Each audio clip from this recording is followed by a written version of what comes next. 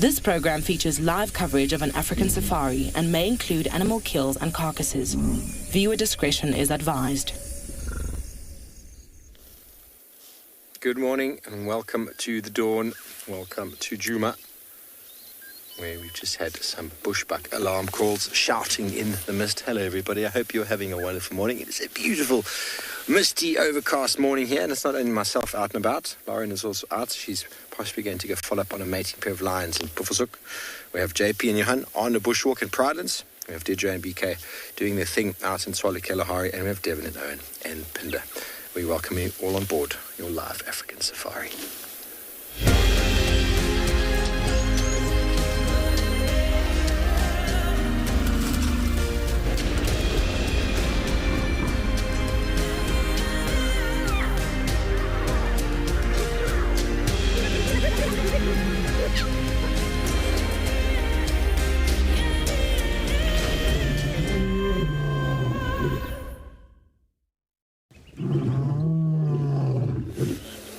Hello everybody, welcome on board. My name is Steve, joined by Davisita on camera, and I'm excited to have you with us. Now, we were following up on leopard tracks that walked straight through our camp. We had an elephant bull a moment ago, just by Gallagher Pan, who was not looking very happy, and then we heard the bushbuck alarm calling right behind us there.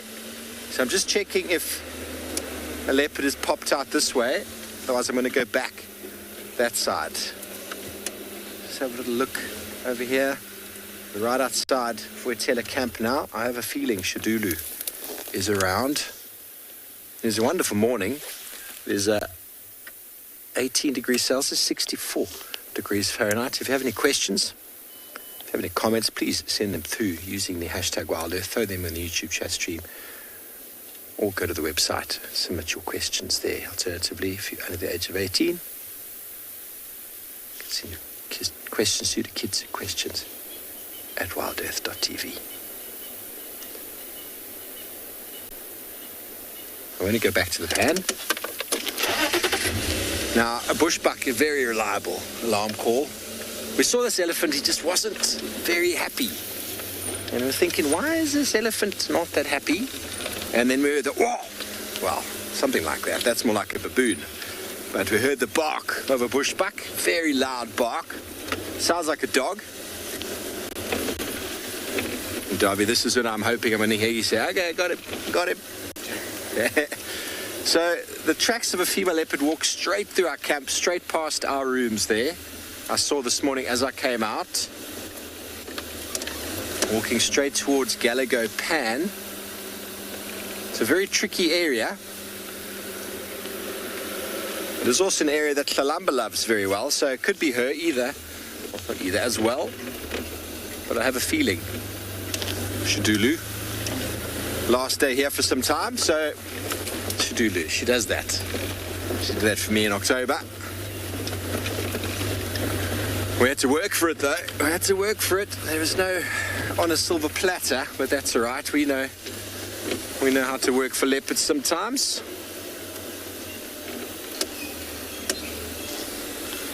Black widow spider. I'd love to find Shadulu as well. Love to find it. Now the elephant bull was right here before. We got him. Oh, he's just behind the bushes here. He wasn't very happy with life. But, you know, nothing really bothers elephant bulls. But he's on his own. He's a youngster. He's only about, late teens, maybe early 20. He's on his own, so he's a little bit upset with noises and smells of leopards. He hasn't quite figured it all out yet. Now he's feeding.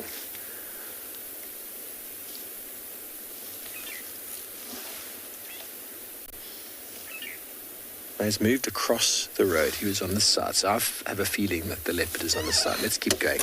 Sorry, everybody. We'll always come back to our elephant. But it's a misty, overcast day here. I wonder what the weather looks like across all properties.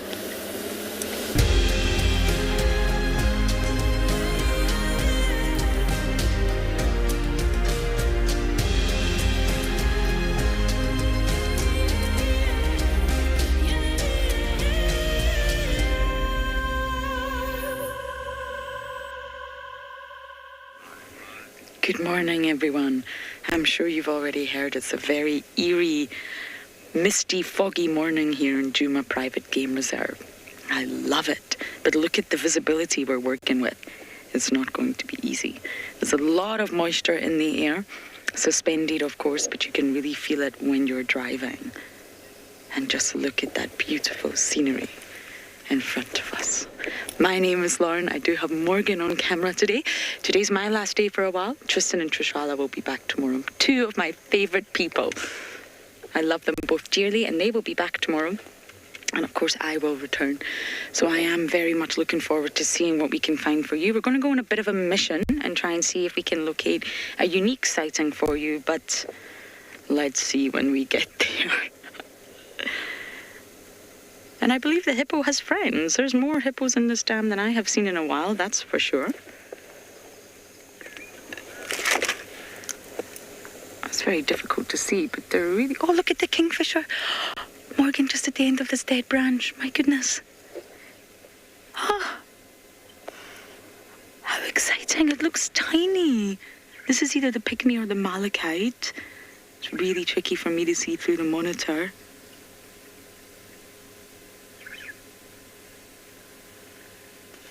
It's tiny, though. What are you? You can see how we're really struggling with the lack of colour. Everything looks completely grey and monotonous. Maybe it's a malachite. Yes, I think malachite is the answer. Ah, this is my first malachite. Yay! I can finally put it on my bird list. How wonderful. I've seen all of the other kingfishers that we get in this area, but for some reason I was missing the malachite, and I think let's come back to the other branch. I just went for a little bath. Oh, that is so wonderful. We do get pygmies in the area as well. Yeah, and off he goes for good. But I've only seen them once, and it's never been on a live drive. So unfortunately, we do have some traffic behind us. So we must let them pass on the dam wall, and I am going to begin my mission. Hopefully we get lucky today. We got very lucky with the hyenas last night. I was over the moon. Marianne, you're saying you love these misty mornings. Me too, actually. We teased Davi. You can tease him too. He's all wrapped up with a big thick jacket and long socks. And Morgan and I, we brave it. We brave it in the shorts and the short shirts. I'm determined not to succumb to winter just yet. But they make it very difficult to see. I mean, our visibility is really reduced. But that's okay. I do love them too, Marianne. And of course, once that sun gets higher in the sky, naturally, the fog does lift, or the mist. This is definitely fog. And these suspended particles do start to sort of evaporate, and the fog will slowly rise. But it takes time for that to happen, so right now, it's chilly. Morgan, did you bring a flask of coffee? Morgan forgot the flask of coffee. Oh no, I don't know what to do. As I stress over this matter, we are going to send you across to Deirdre in Tswalu.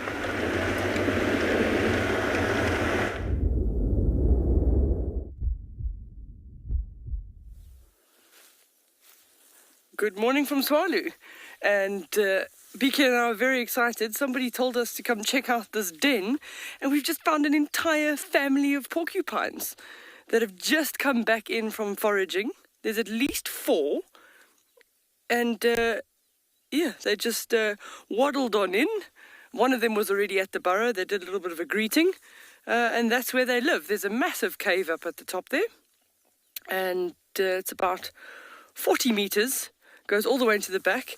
And we are also patiently waiting for some brown hyenas, because they share this den with these porcupine. So when we talk the word brown hyenas, then you know you're here at Tswalu with me, Deirdre, and BK on camera. And a very exciting find for us this morning up there in the mountains. Look how far away it is. all the way in.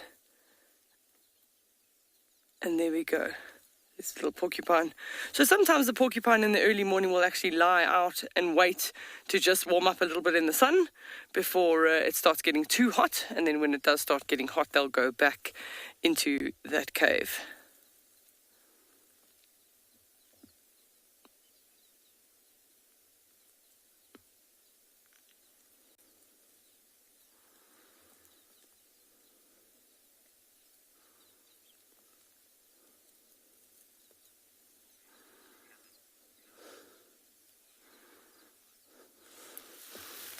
Hammond is saying how awesome that Tswalu has porcupine. I think it's absolutely awesome, and we owe this sighting thanks to Kyle, who I know some of the viewers see regularly on Wild Earth.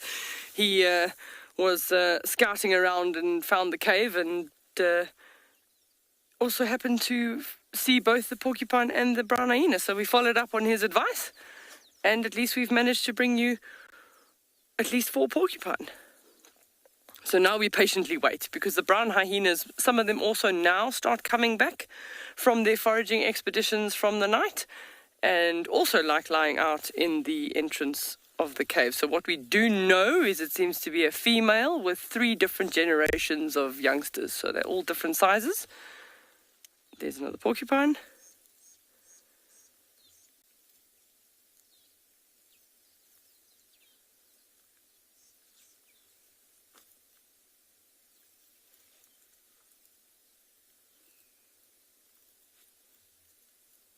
So that cave is large enough. It goes back very, very far, so it is large enough.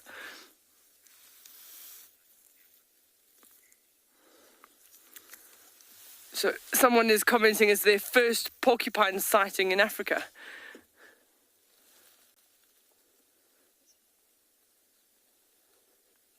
So you can see the quills on the head are very, very soft. It's the largest rodent in southern Africa. And then the black and white quills towards the back are the ones that are really, really hard, and what the porcupine will use to reverse into an attacker if they feel threatened.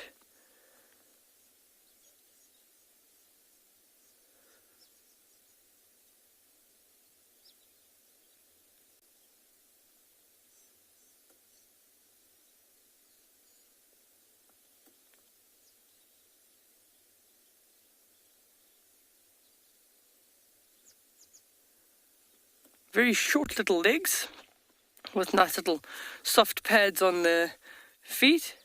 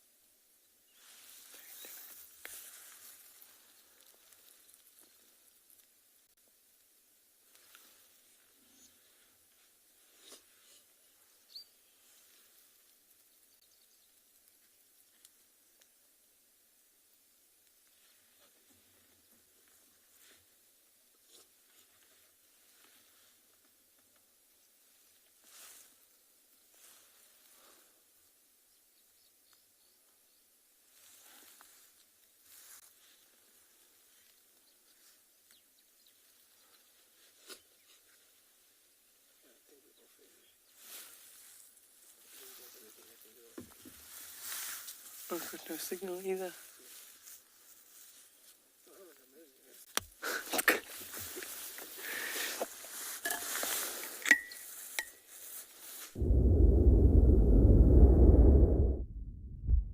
Thank you. I got what I wanted. I can see testicles, I can see spots. I know it's a male leopard, but I don't know who just yet. It's not Tingana. I know Tingana. It can either be Mulwati or Klangula. Help me, everyone, help me. I really don't think it's Tingana. It's a younger male. Although I have not seen Tingy in a very long time, I still know his body. This is so wonderful. We were actually not on our way here at all. I may keep the radio up just because we're the only one on lock, so we'll have to get people in. Let's try and get a little bit closer, Morgan. If it's Mulwasi, though, maybe we'll be able to tell from... He's a... Klangula, not skittish at all, a very relaxed male. So who are you? So who are you? It looks fairly relaxed. Scent marking, we're on Buffelshoek cut line and Northern Boundary, and there's a lot of scent marking going on here. Here we go.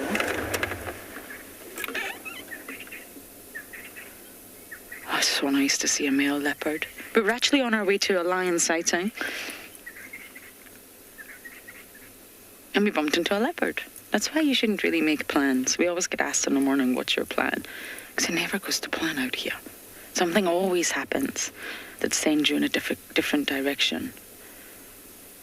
But Davy and I were actually discussing this yesterday. So this is a huge cut line. This is our northern boundary, which we can cross now because we can go into Buffelshoek.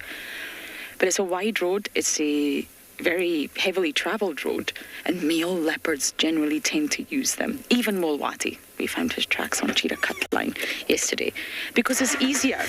So not only are they a boundary for us, but generally the animals tend to use them as a territorial boundary line as well. It's easy to walk. Look at the thicket. If you're going to walk through here, let me smell. I don't think he urinated. I was after some popcorn.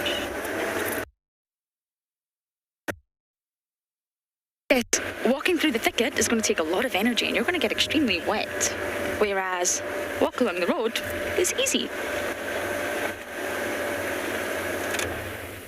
Is there any IDs yet, FC? I know you viewers are far better than I am. Copy, will do.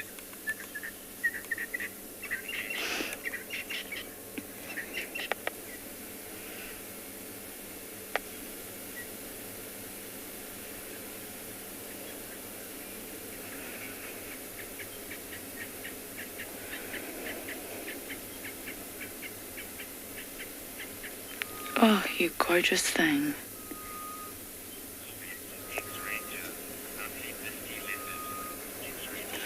Ex-Ranger, yes. Lovely misty leopard.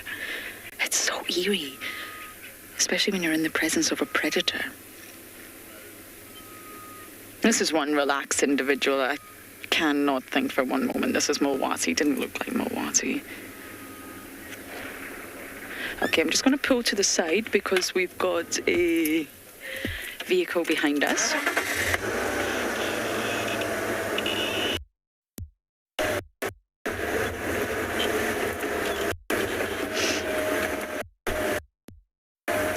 Okay, we're going to try and stay with this.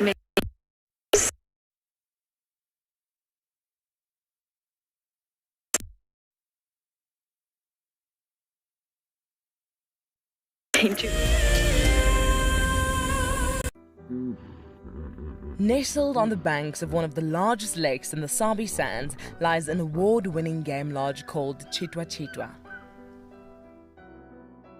Many of you will have been on safari here virtually with Wild Earth, but now we are offering you the chance to see it for yourself in person. Sign up to be a Wild Earth Explorer before the end of April, and you and a friend could win 3 nights to this luxury lodge. In addition to the unforgettable safaris, you can unwind on the deck, relax in the pool, and even savor the various bush dining experiences. Cheetah's holistic approach to hospitality, with specific emphasis on conservation, will leave you with the very best memories of the African wild. Wild Earth Explorers, it's in your nature. Graham, I'm just going to see, there's a very good place that I want to see if we can get good signal from there. That's where I'd like to go. Welcome to dawn in the African bush. How cool is this? Can you believe it? Those cubs are now only 10 feet from us. Unbelievable. Elephants chasing wild dogs chasing elephants. Pandemonium! Watching how Wild Earth has grown since 2007 has been truly remarkable. On the 27th of April this year, Wild Earth will be turning 14, and we would love to hear from you. Please send us your own special birthday message, which we can share with the rest of the Wild Earth family. Maybe you can tell us why you started watching Wild Earth, what Wild Earth means to you, or you could just send us a very happy birthday. Don't forget, when you want to film yourself, to hold your phone sideways to get the best angle. When you are ready, you can email your videos through to birthday@wildearth.tv. Hi, my name is Tristan Dix, and I am a guide here at Juma Private Game Reserve for Wild Earth. We love connecting you to the African bush, and we always look forward to all of your questions. If you want to ask a question on Wild Earth, you'll need to register on the website. Once registered, go to our live safari page and submit a question below the live feed. Catch up with me on Wild Earth.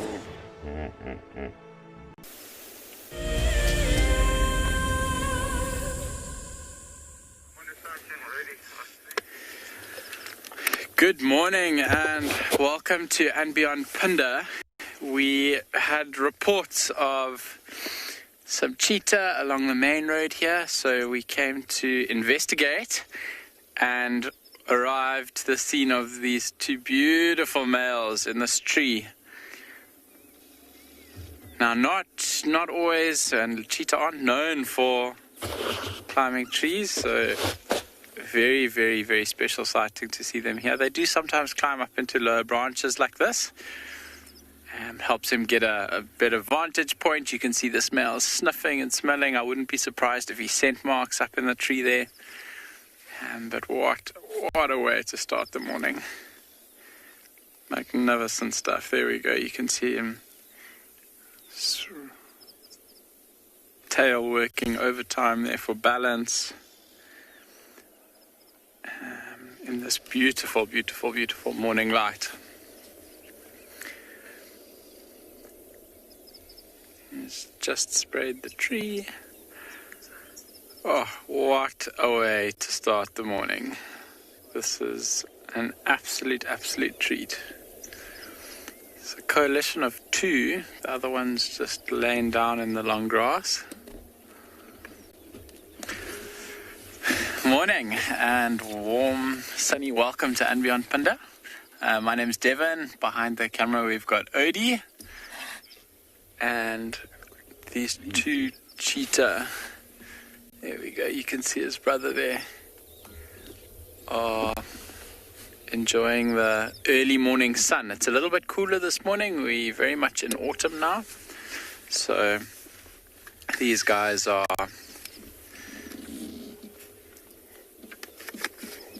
getting the opportunity to walk around in the morning while it's still a little bit cooler, not too hot yet, which is really, really nice for them. If you have a look at this cheetah's feet, you'll see the claws are completely extended there. It's actually one of the reasons why cheetah aren't very good climbers, is because they can't retract their claws, so they've got full grip at all times. Well, I've been told that that's why they're not so good at climbing. They might have a couple other reasons why they're not quite as good as leopards. But the one thing that leopards do have is those claws that are retractable. But a beautiful, beautiful silhouette of this male now. When he turns his head, that sunlight is just catching him so beautifully in the eye. A little bit more. You can see he's really aware of everything around him, looking around a lot. So he'll be scanning for potential hunting opportunities over here. Most definitely also keeping an eye on his territory. Oh, is he coming down now? Whoa. You can see him lifting his feet up and down there. I think he's trying to get his claws out of the wood. Top smelling.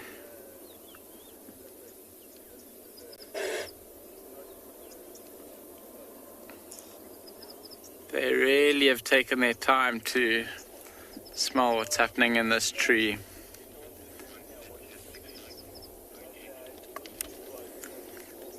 Odette, this is an incredible sighting.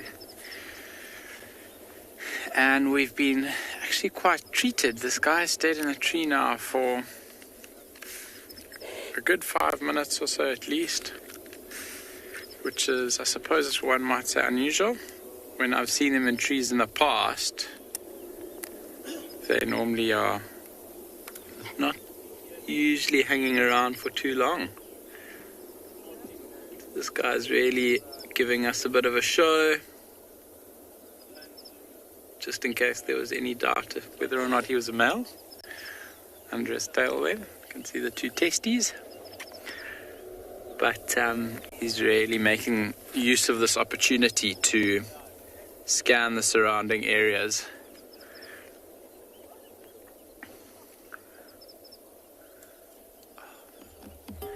In other parts of Africa, we often hear of, got this other guy just in front of us now, the brother.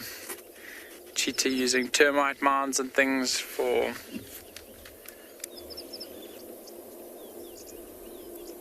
as vantage points.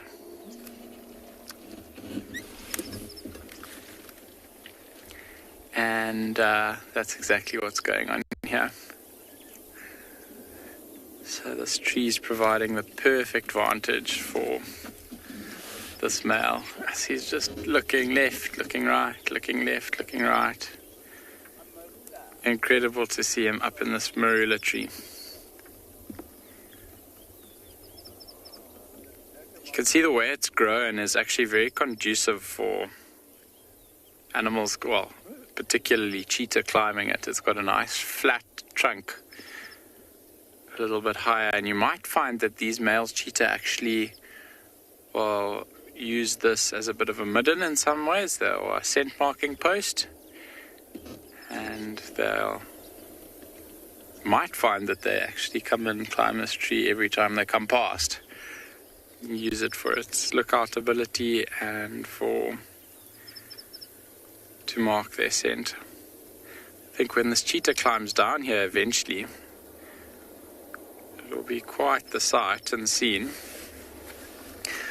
But he seems to really be, you can see him rubbing the side of his face up against that branch as well.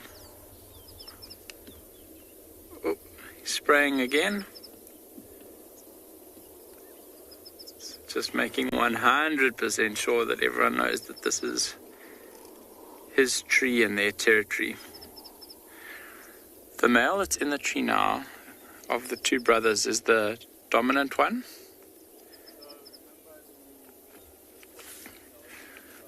So he is the one who leads the way usually when these two brothers are walking around.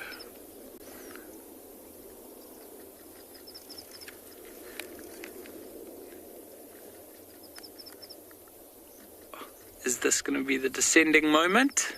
Is he climbing on?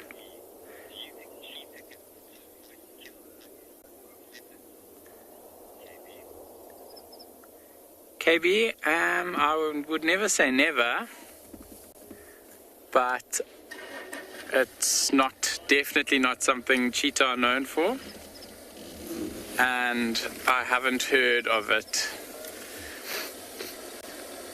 happening before in the past.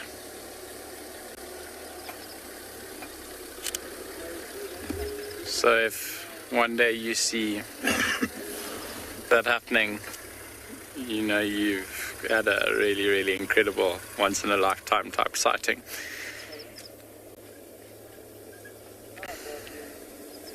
So we're not sure which direction these cheetah were heading in. Oh, I guess they're not going in any direction. Rolling around in the grass there. I mean in the dirt, in the dust. Oh, and a big yawn as well. So these two will really be enjoying this nice morning light now. You can imagine it's been quite a cold evening. It's quite misty. this morning when we got here and when we left the lodge. So now that the sun's starting to rise a little bit, shining straight into my eyes, they'll really be enjoying the morning sunlight. Maybe taking the opportunity now to move around a little bit. And this road for them is the perfect thing to use. It's quite a long road, and it runs from the south. They won't use it all the way to the northern side of Pinda, but all the way to the far north of the reserve. And for them to use it as a pathway to walk and send Mark along, it works really, really well. You can see this cheetah now grooming himself. It's a bit of a different looking cheetah, a lot lighter than one might normally expect.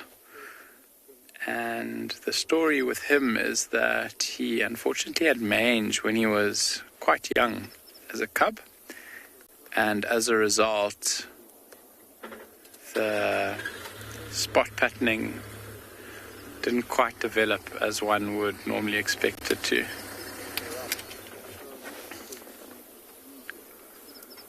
can just see his face there, those characteristic teardrop stripes, not quite the same. But the sun's at a beautiful angle now, and it's shining kind of straight into their eyes. Cheetah's eyes are quite far back set, so one doesn't often get to see the light actually hitting their eyeball, and their eyes have got these beautiful, beautiful kind of amber colored eyes, which I think are magnificent. And even when you're seeing cheetah, you don't always get to see it. If you see them kind of more than 2 hours after sunrise or before sunset, that color doesn't really get into their eyes like it is at the moment.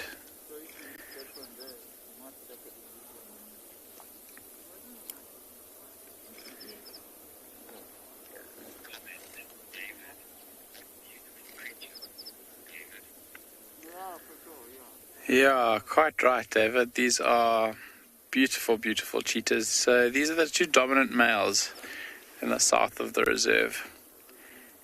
And what they'll be doing now is walking around. They are territorial here, so they hold their territory down south. And I wonder if there's going to be a little bit of a greeting that happens here. That is incredibly sweet. Grooming each other. It's an important part of bonding for these two brothers will be these grooming activities that they go through.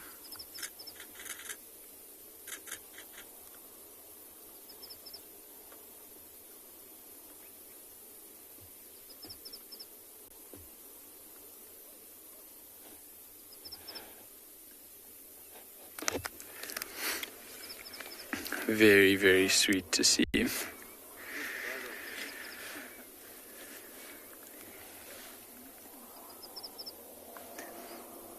Cheetahs are also very clean animals. They make sure that there's no residue from feeding or hunting. They don't want to have any blood or anything like that on them in case other predators smell it and are attracted to them by it. So we often see, especially after feeding quite recently, lots of grooming. But if you look at the bellies of these two, they're not too skinny, but I don't think they're not full either.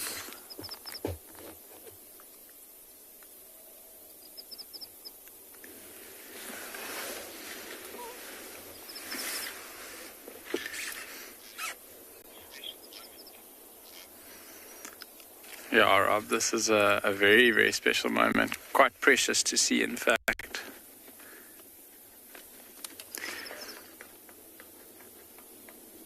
And not something we see every day. And there they are. Up and going off again, walking down the road.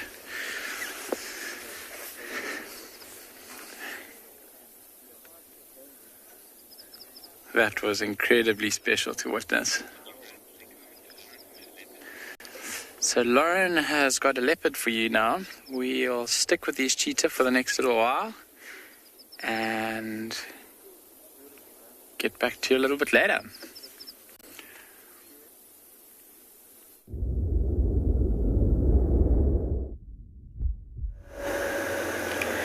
I am also having the most incredible morning. It's Tlangula. Now it had to be really.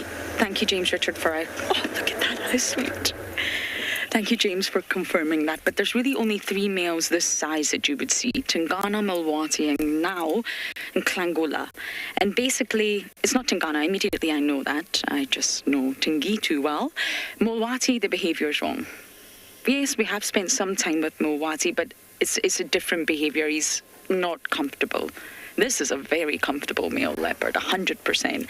And I guess by a process of elimination, without having looked at the face, it's Tlangula. And he's still, see right now, he's on Juma. Okay, maybe only by a metre, but that's really exciting news. We're going to get closer.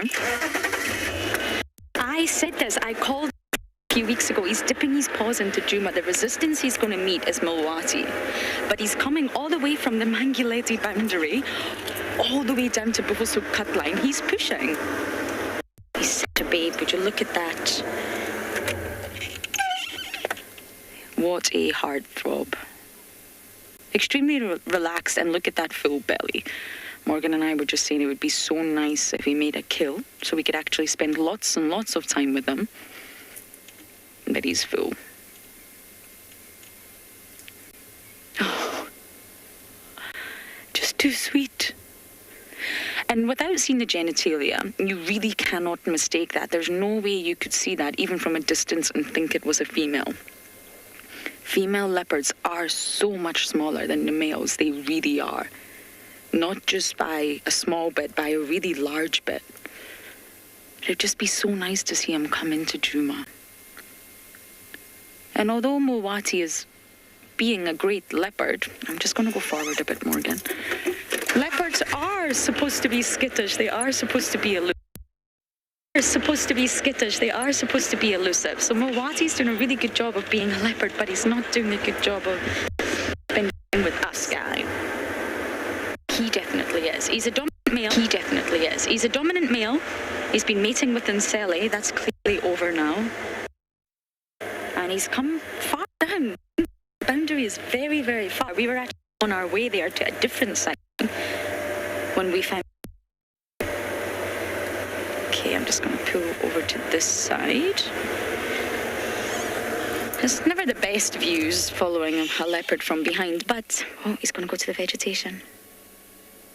He's scent marked the entire length of Buvusu cut line, rubbing his cheeks into the vegetation, because right next to the whisker, there's sebaceous glands that secrete a sebum. That's one way of scent marking. He's been urinating and standing in the urine and stomping his feet, because when he walks, he's going to leave that trail all along the road. He's also been doing the leopard scoosh, scoosh. It's a different type of urinating. He hasn't defecated yet, but I imagine it will come, because A, he's very full, and B, it's part of the scent marking. He hasn't sawed yet. Have you heard him saw, Morgan? No. But I'm hoping he does. I've not heard a saw in a really long time. And this is almost where I had him last time. And unfortunately, we had signal troubles. But he's clearly using Buvusu cut line, let's go forward, as a territorial boundary. I just have this feeling he's going to try and push into Juma a little bit. For a male leopard or even a coalition of lions, it makes sense to try and push into Juma a little bit. For a male leopard or even a coalition of lions, it makes sense to always try and expand your territory when you're in your prime. The bigger, the better, literally. So he will always try and push until he meets resistance. And the resistance this time is going to be Milwati. Maybe not physically, but Milwati's odor fence that's going to say, don't come in. Enter at your own risk. That's what it's going to say. Okay, Morgan, let's see if we can work with this. He's a busy boy this morning.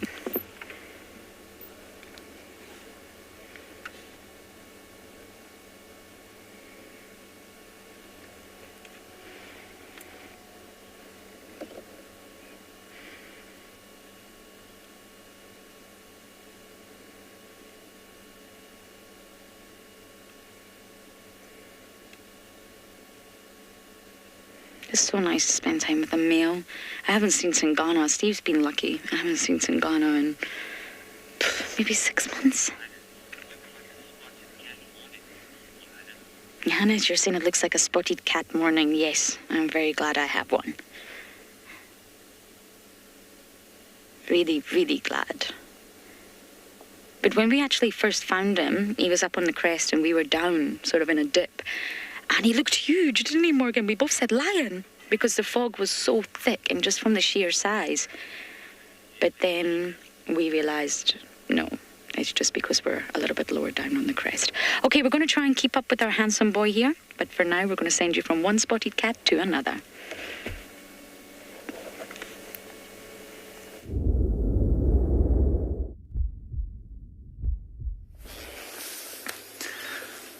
We have stayed with these cheetah. They've moved a couple 100 meter down the road.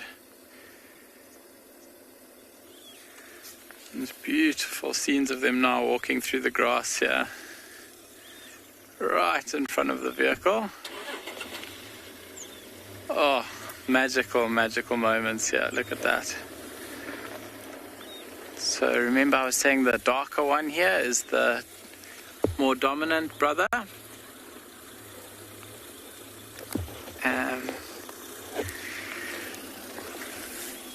He is leading the way. The lighter brother tried to change course or change direction and head into the long grass, but he's been called back onto the road. They walked right in front of us here, and there's a little tree that they're walking towards, and if I know these cheetah, they might walk up to it and go scent mark on that tree just on their left here. But you see this walk, look around. There we go, up to the tree. So we expect him, he's probably going to give that tree like a little snuff. You'll maybe see him rubbing his face up against it. If the grass isn't 4 meters tall and we can't see anything through it. But he's just at the base of that tree now. Odie, maybe if you zoom in on the base of the tree, there you can just see him through there. We've got a big cluster of grass in front of us here, blocking our view. We'll move in a second, but they are tails up now, scent marking. So these males are very busy and active in their territory this morning. Very cool to see how busy they are. I'm just going to have to move around here. I think we're going to lose view.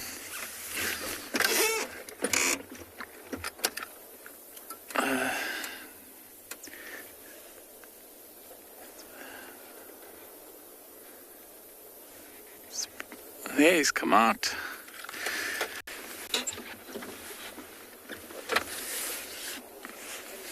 And we are getting now right down to the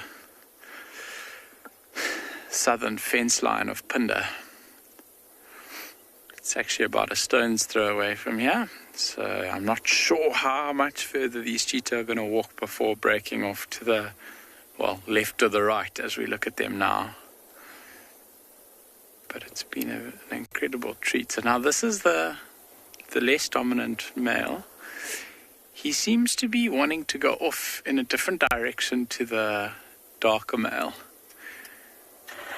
And there, you can, if you look at his face, you can see he's calling. We can't really hear it from here now. It'll sound like a little bird cheeping though. So that's a little contact call, and it will initially be very, very, very soft. He doesn't want any other animals. Oh, the brother's coming back. I can just see him walking through the long grass. Let me move a bit here for...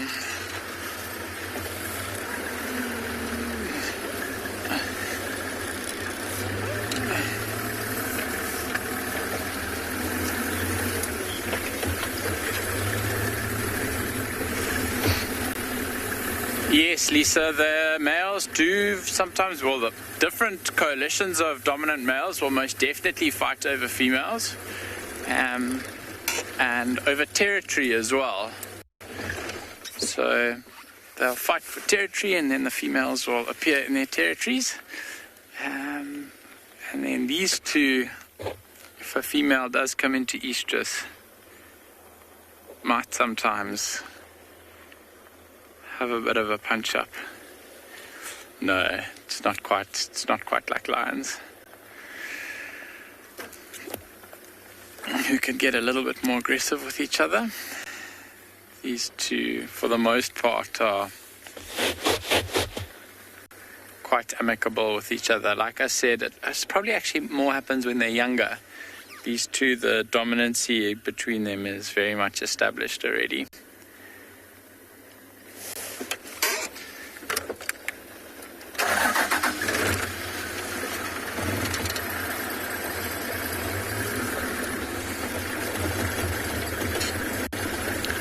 Brenda, they both scent mark, and what that does is it tells other males that might be intruding on their territory that there's actually two males here. So they'll obviously be able to smell the difference, but the fact that there's two different individuals, and that'll really work in favor of these two, because then anyone who's coming to challenge them for their territory knows that there's more than one other cheetah in the area, and makes it the challenge a lot bigger, and a lot less likely for other males to challenge them, because they know that there's actually two males.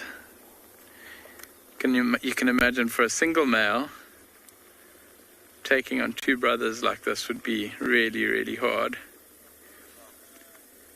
And coalitions of cheetah actually get a little bit bigger than just two as well. There's a very famous 6 coalition of 6 up in East Africa. And you can imagine there's no one that's going to challenge them.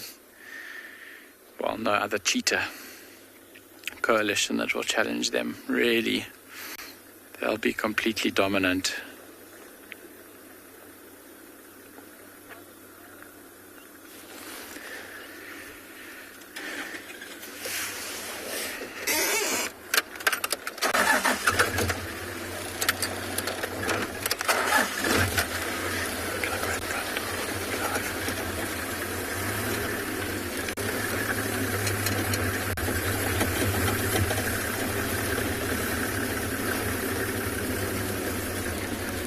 See, we're on our southern boundary now.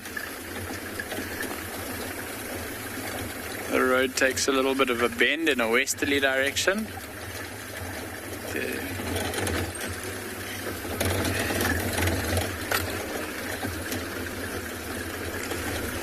So this road that not the one that we're driving on, but the one that the cheetah are walking on, is an old district road. For anyone that knows KwaZulu-Natal at all, a road that used to run from Hlehlui to Sodwana Bay, old Sodwana Bay Road.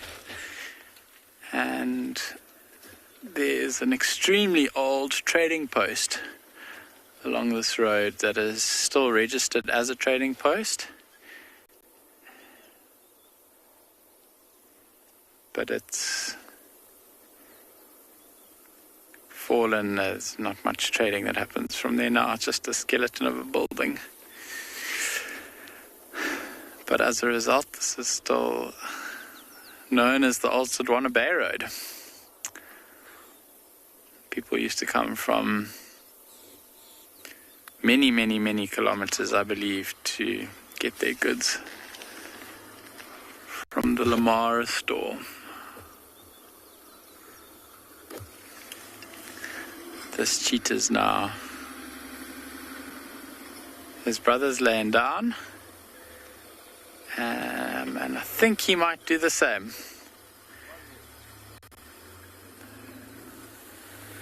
There's some zebra trotting up behind us that he can see here. Not sure exactly. I don't think they're running. Oh! Looks like he might be quite interested in one of them. They do have a foal with them. I'm just going to reverse slightly here.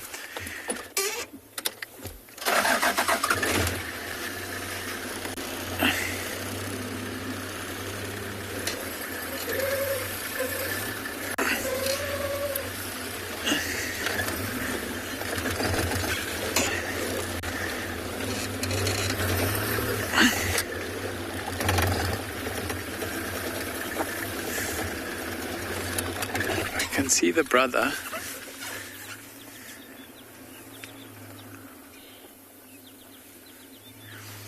I don't know, this brother doesn't look quite too sure about what's going on.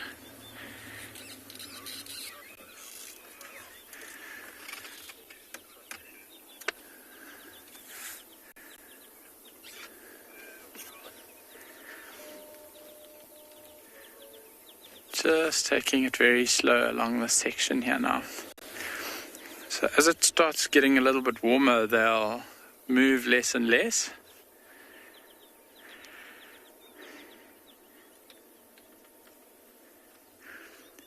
And there you can see the zebra running across. We're going to send you across to JP and to say good morning. And we are going to carry on this side and see what else we can find for you in the next little while.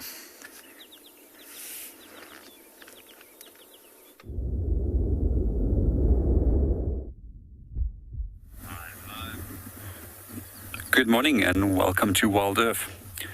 We are currently at Eco Training Pridelands, and my name is JP Leroux, and behind the camera we have Johan. We started our walk at Buffalo Pan this morning to see what we can find. So from here, we'll be noticing to see what tracks are coming in and out from this pan and see if there's anything worthwhile following up on. Our morning started off with a lovely sunrise, and then very quickly the mist started rolling in, making things much cooler. Hopefully this cool weather will also allow us to have a little bit more of an extended animal activity. That's quite often what we find on incredibly warm days, is that the animal activity ends very quickly. However, when it is warm, the animals tend to come more frequently to the watering holes and pans, which we often frequent. So from here, I'm going to start my walk and see what we can find around the pan.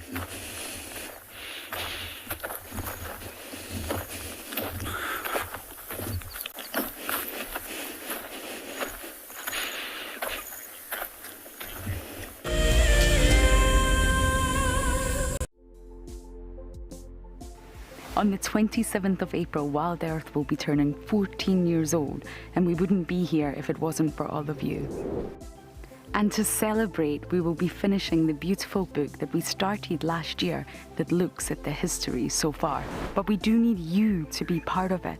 Please submit your most memorable sighting, or what Wild Earth means to you, or even just your name and a comment to be included inside the book.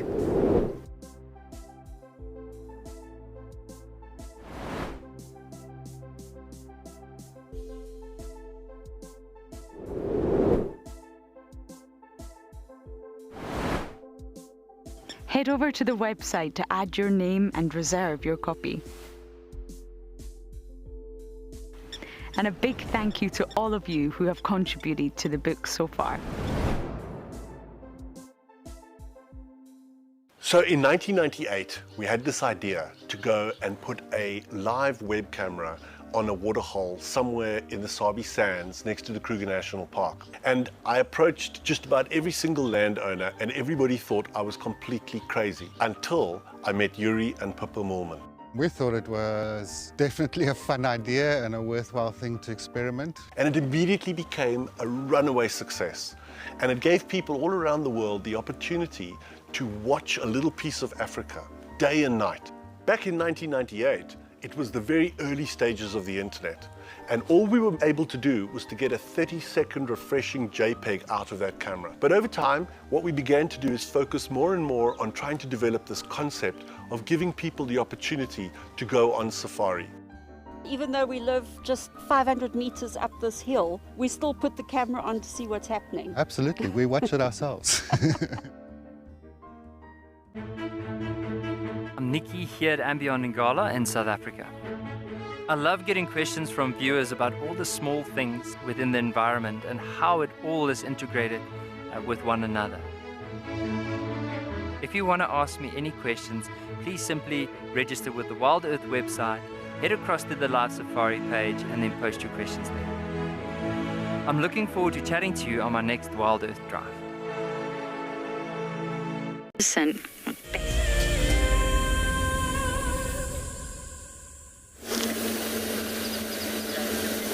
Welcome back, everyone. Well, we didn't find a leopard with those alarm calls. But fresh tracks of what seems to be Tlalama coming south, heading towards where her den is. They're very fresh. You can see them in the sand on the left there.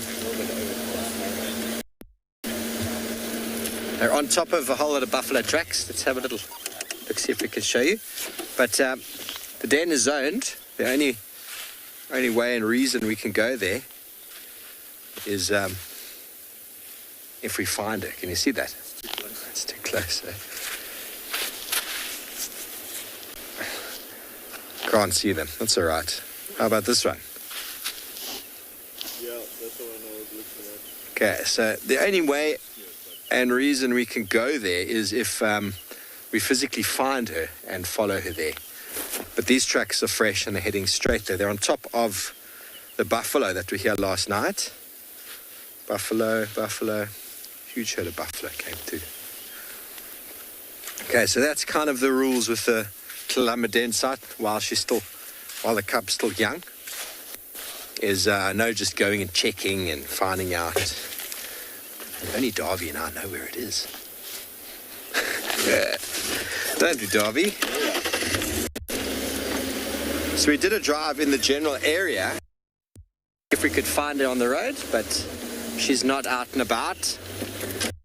But last time we followed her there, everybody, as I think I've told you, she was being very sneaky. She was walking on what we call in South Africa the middle maniki, little grass path in the middle, which means she was leaving no tracks. But last time she left, and it's impossible not to leave tracks in sand like that. Maybe one day she'll come with a little branch behind her.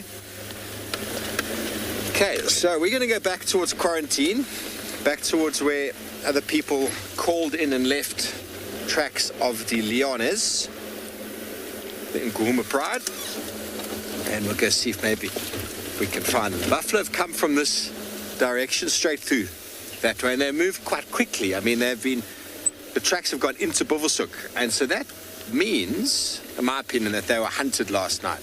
They don't move very far if they're not hunted. Let me just get this little spider web. They don't move very far if they're not hunted. So when they get hunted, they can really move some distance. And they've moved all the way from the south of Djuma all the way through into Buffelshoek, which is far. They don't need to move that far. So we'll just see if there's any lion tracks behind these. Find out where they were. I think they were probably at Treehouse Dam last night. So we'll just go pick up on where the last tracks of the lions were left.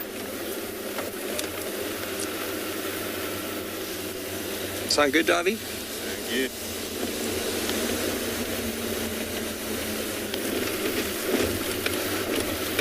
Bridget, I don't think there's a hard and fast rule for how many days, but it could be a day, it could be a couple of weeks. You know, if something happens, if something comes too close, or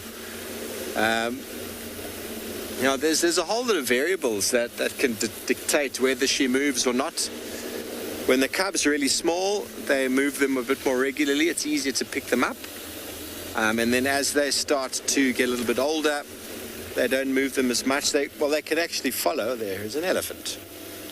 They can actually... are you the naughty bull who's been hanging around camp? It's definitely a bull.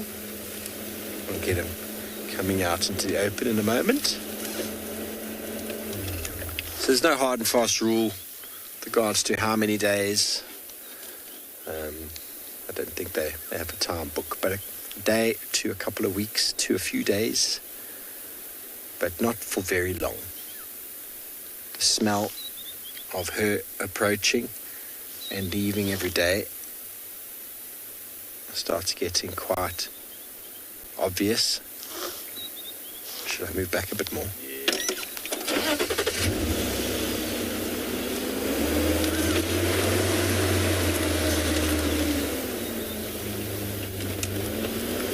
Oh, he's a nice big bull that looks like he might be in must. It's always exciting.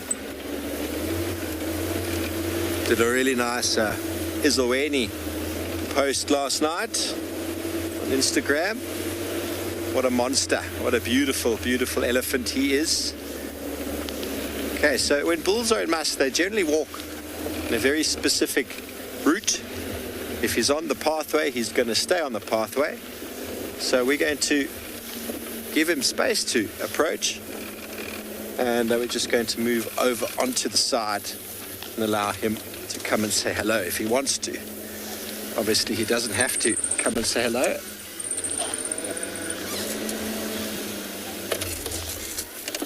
He might think about it for a moment.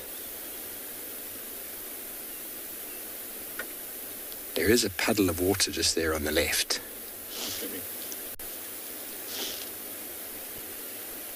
He's now smelling.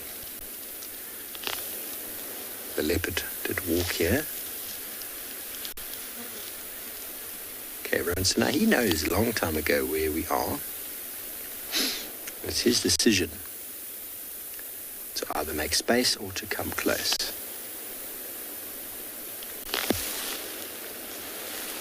His eyes are quite soft.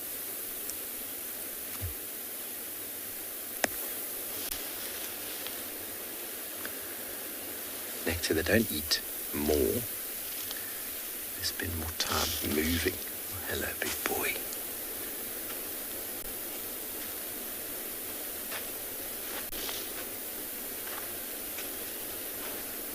You are just magnificent, aren't you?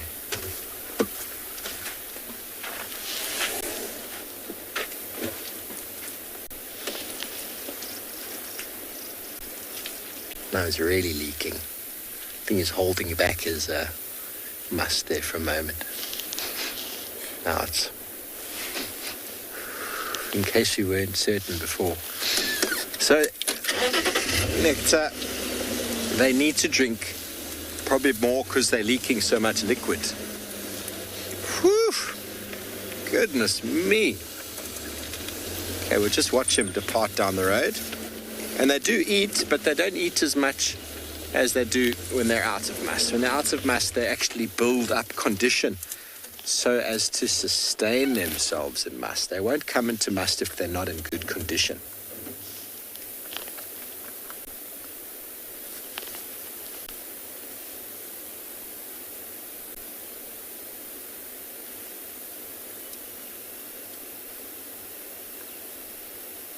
You saw how he didn't even change angle, didn't change anything. He just walked straight past us.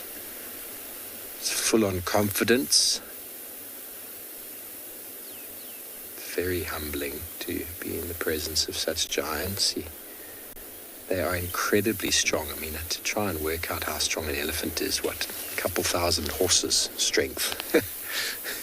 Huge power. 6,500 kilograms, perhaps. 6,000 kilograms, 13,000 pounds. It's just no comparison.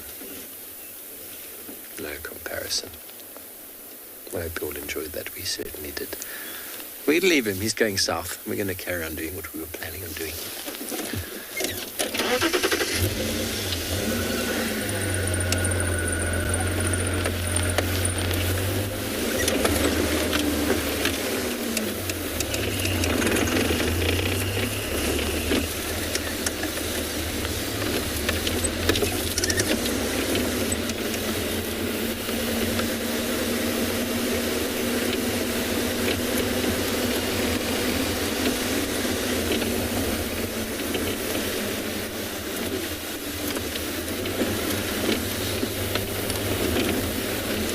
Nicanova, anything's possible, but she's hanging out in an area that Tlangula, as far as I know, has not been.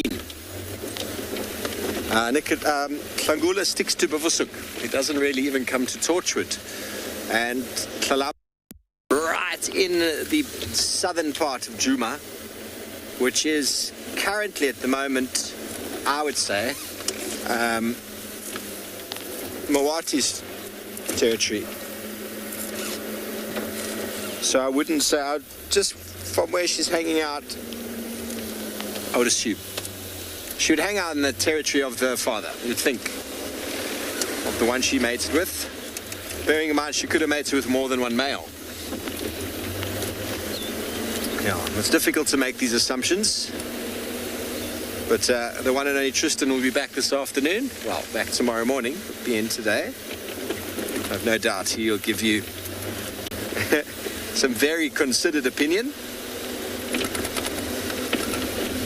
No doubt he is going to be extremely excited to try and track that mama down.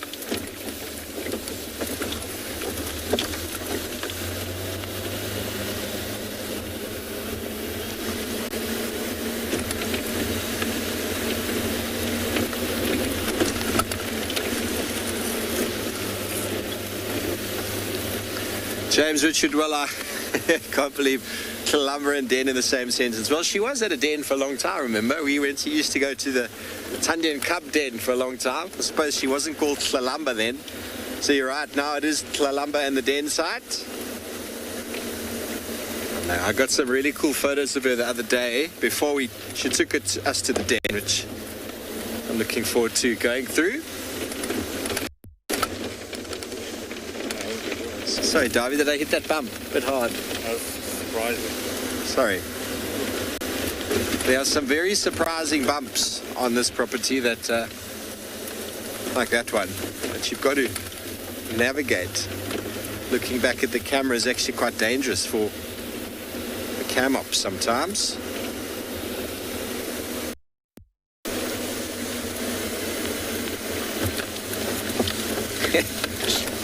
Just stands up in certain places, it's best.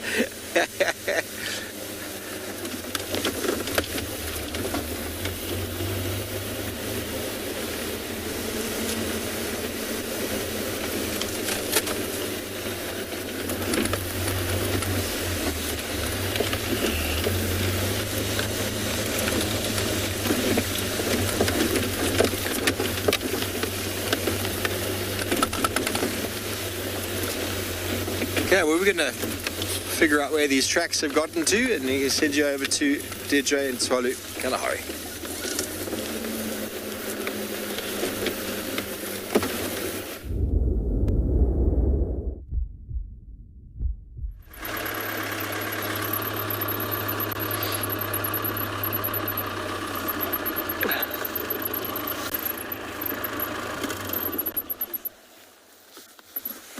Welcome back to Tswalu. And we found a nice, relatively small herd of gemsbok in the dunes. So some really, really impressive sets of horns there amongst the females. They do tend to have much longer horns than the males. But the males tend to go quite a lot wider out. You can see there, she looks pretty pregnant. She's quite round, so there are, some of them are struggling to walk comfortably at the moment. It's a very interesting interaction there. Let's have a look and see if we can see.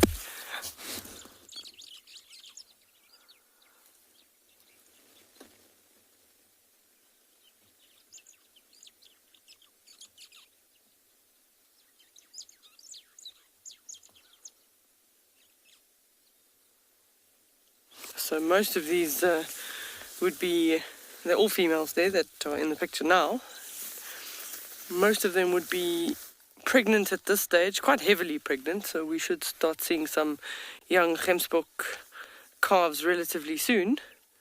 But they almost the same color as the side of the body of the gemsbok, and the calf lays down in the grass and tries to stay hidden while the mother is feeding.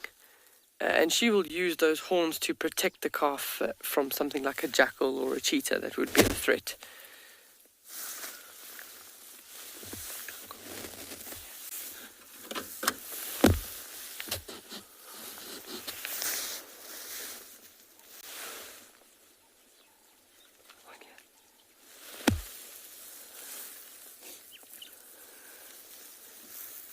LP says oryx is their favourite. I think they're such beautiful antelope. Those horns are so impressive, and that sort of black and white on the face is really pretty.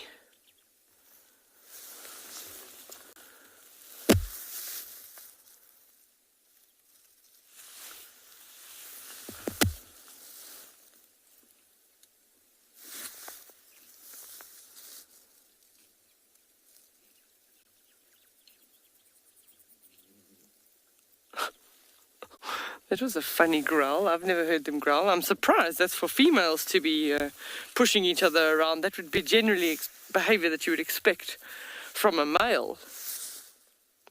But it just shows you a brief glimpse as to how they use those horns.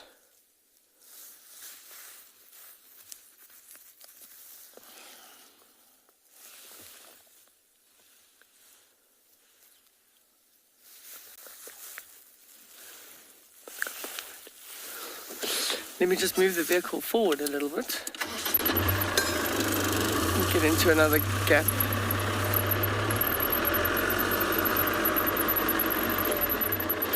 So we'll give you a last view of the Gemsbok in the dunes, and we're going to send you across to Dev at Pinder.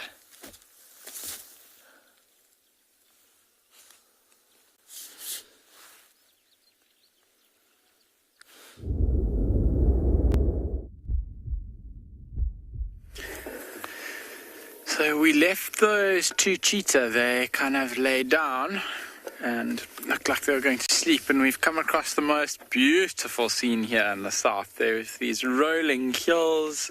It's absolutely magnificent in terms of like grassland and grassland diversity. This part of the reserve is absolutely exquisite, and we've got a herd of zebra here, a journey of giraffe, as they say, and everyone is feeding on the lush new shoots that have been coming through since the rains, and slowly moving along. You can see these zebra. I mean, the grass is so long they almost disappear into it, and a zebra's not a tiny animal, but they have got plenty to feed on. This zebra that we're looking at, it doesn't even have to put his head down to feed. He can just walk around with it normal height. See, as he jerks it, he's breaking, pulling bits of grass off, and it's actually really green as well. You can see all those green hues in front of his face. Beautiful, beautiful stuff. There's the giraffe on the left. Tails are working overtime. They're working pretty furiously to try to keep all the flies and insects away.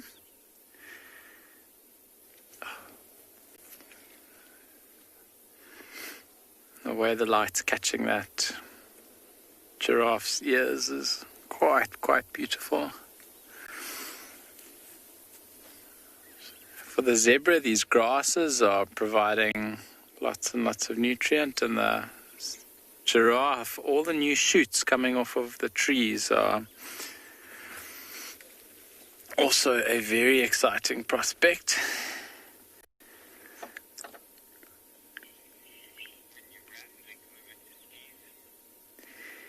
We are going to keep moving on here. It was just a beautiful scene, too beautiful to not stop and share with you all. I'm going to send you across to Steve, and we'll see what's around the next corner here at Pinder.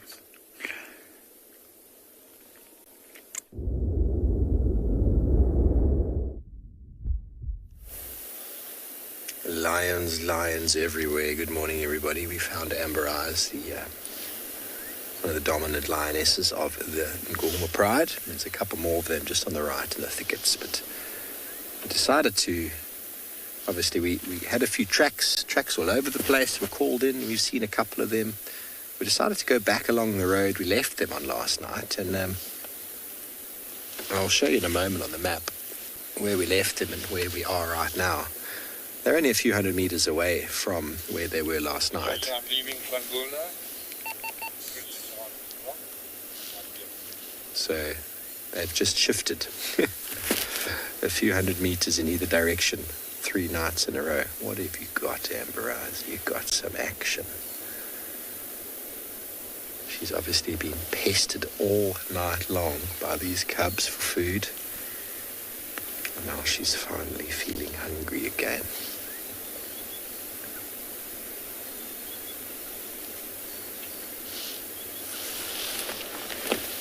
Okay, so let's have a quick little look over here. Where's my pen? Use my sunglasses. There we go. Okay. No worries. We'll do that later once they stop moving. Forget about the map for now. There goes Ridge-Nose. 2 adult lionesses. The youngsters will just sit at the back. Wait for dinner to be provided.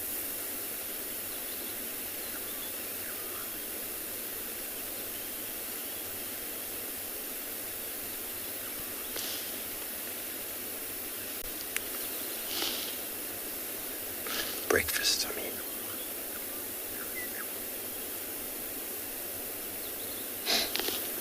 So you can see her body language.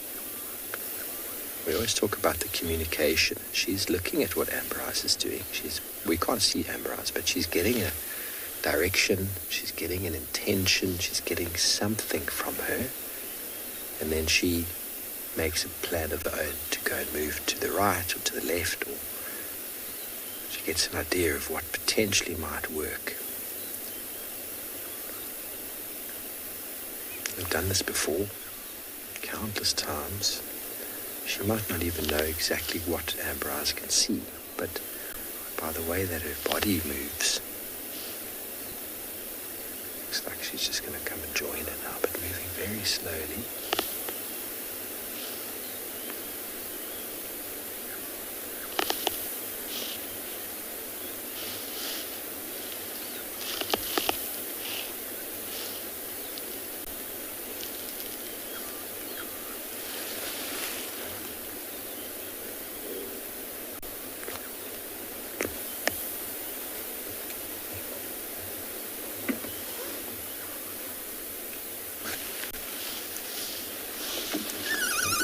Let me just move up here. So 50, so cool to see the lions. I think that might actually have been another lioness of the Nkuhumas that's joined them. Well, they're both standing here. Here's the rest of the youngsters on the right-hand side. Yeah, there we go. That's another lioness that's joined. This is Ridge-Nose here. That must be Chilla. With the scar on the face, she still looked like she was actually producing milk. So it looks like other members of the pride have come and joined. Let's count the youngsters. 1, 2, 3, 4. I can see 5 at the moment. There were 6. Hang on. 1, 2, 3, 4, 5, 6. Okay, there are 6 there. And this is Ridge-Nose here. So we've got 3 of the adult lionesses of the Nkuhuma pride together. Quite incredible how they're able to find themselves. We had a track of one lioness crossing Fuluma's dip on our way down earlier. Wanted to follow up on that, and that must have been this individual coming to find a family. But where is Purple Eye? Where are the rest of the cubs? And where are the other adults? It's anybody's guess.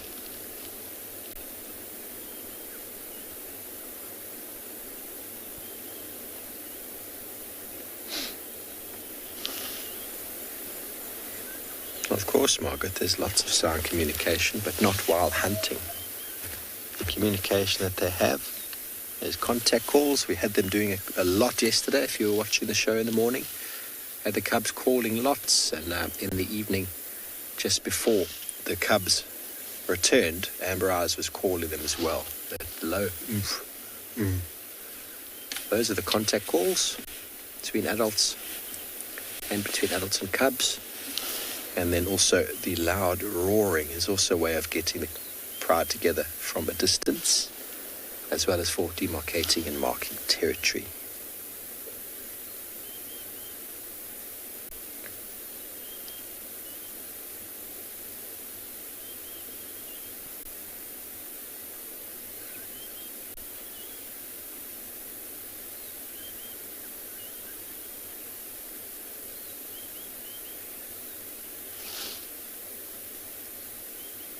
Now we're just watching Originos here, who's looking intently at her two sisters that are step by stepping forward. You can't really see them, but they're quite close to each other at the moment. There's one there, and then there's one on the right. Only about 2 meters apart from each other. They're having some silent communication with their eyes, looking at each other. And they've obviously seen something, or maybe something moved, or they've heard something. But there's definite intention. Just going to stay right here. So as not to influence in any way. We're just perfectly parked here on the road.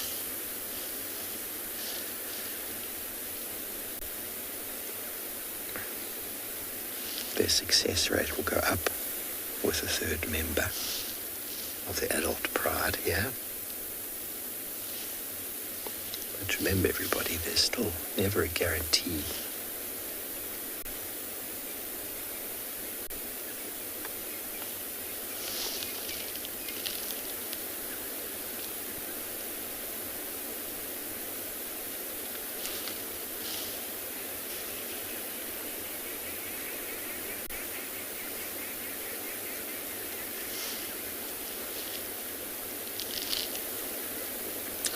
Going to have assessed the situation, assessed the intention of her sisters.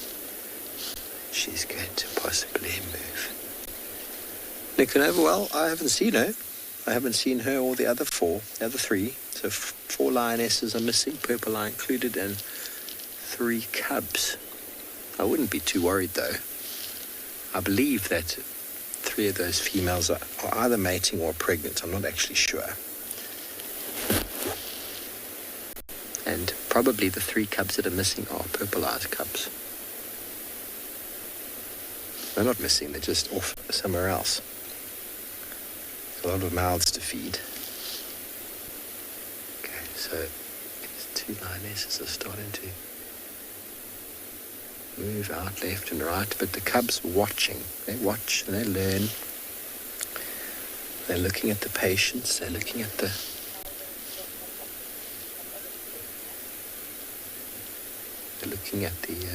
communication.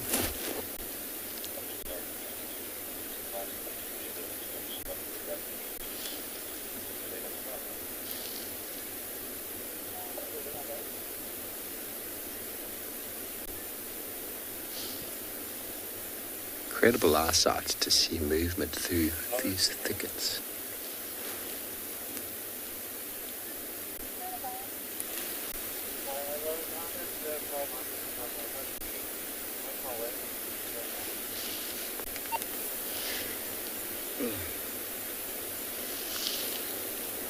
Oh, Izzy, it's unbelievable camouflage.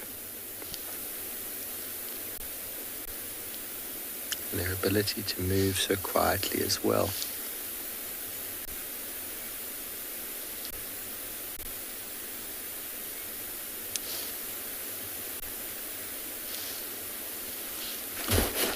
Now, what is she going to do?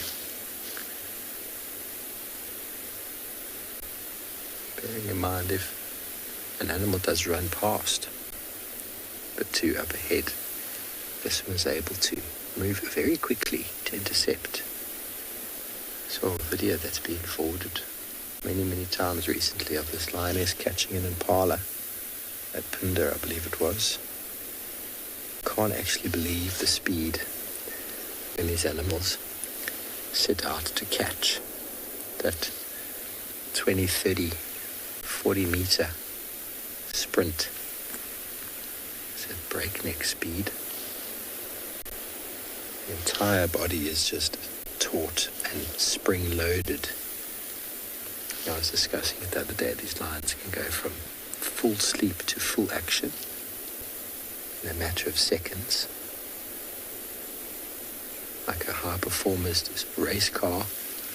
If we had to try to do that, we would injure ourselves. So it just goes to show how physical they are.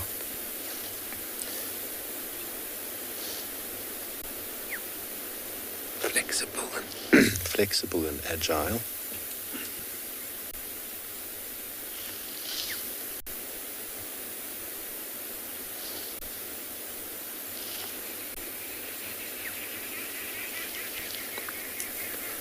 Okay, well, we're not going anywhere. We're going to see what our lions get up to.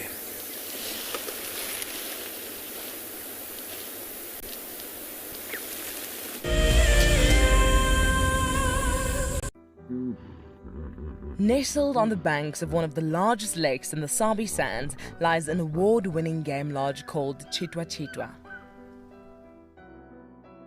Many of you will have been on safari here virtually with Wild Earth, but now we are offering you the chance to see it for yourself in person.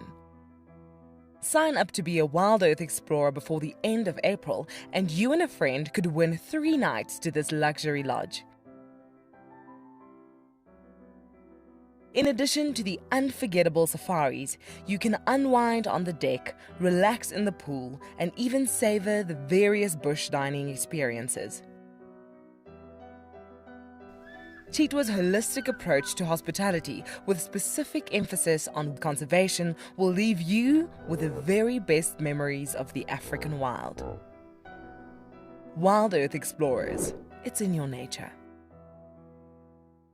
For many years, Wild Earth has taken viewers from around the world to the Mara Triangle, a place of majestic beauty and abundant wildlife. But it wasn't always like this.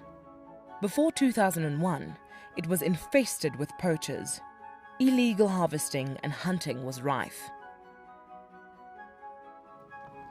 Now the situation couldn't be more different. The hard work and dedication of the Mara Conservancy has revolutionized this magical land. But now, the loss of revenue from tourism has created a grave crisis. The Mara Conservancy needs help if they are to continue protecting the reserve and supporting the local communities whose livelihood depend on its survival.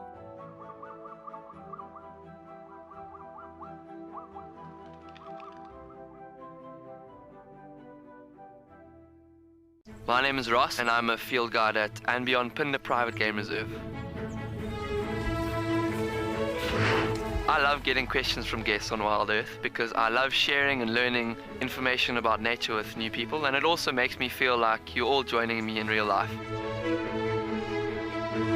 If you want to ask a question on Wild Earth, then you need to register on our website. Once registered, go to our live safari page and submit your question below our live feed.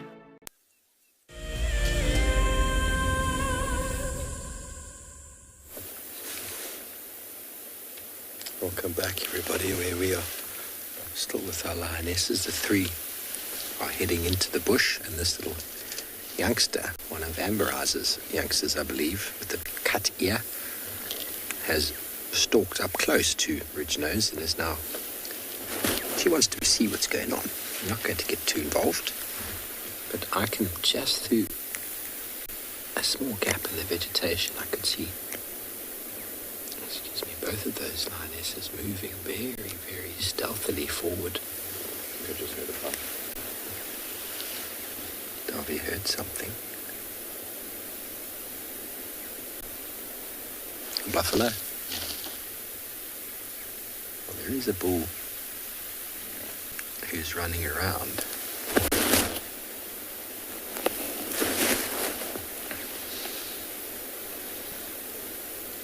Looks like her intention's gone. Buffalo is what these animals need.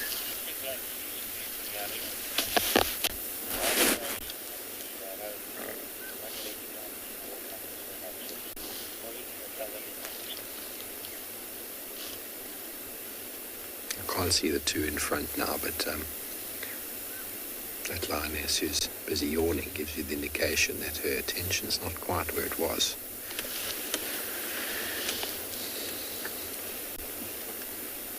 She was probably fast asleep when, because sometimes that's what happens, everybody. You know, when lions wake up, they wake up and then they go through the yawning and the grooming stage, and then they go moving. And so sometimes what happens is they suddenly wake up because one starts hunting, and then the whole pride gets involved, and then this female suddenly realizes that it's not really happening. It's time for me to yawn a bit. Haven't yet done my yawns for the morning. It's like jumping out of bed and getting ready for the day as we normally do. Brushing teeth, maybe having a shower, making a cup of coffee. Or sometimes you get out of bed because you're late and you find yourself on the way to the office already, not having done any of that stuff. It's kind of like that. Kind of, but not really.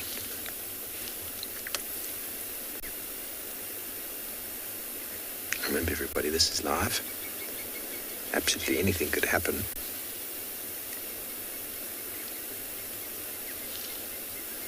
And we're going to stay here with the Nkuma Pride and send you over to Ambiampinda with their fast cats.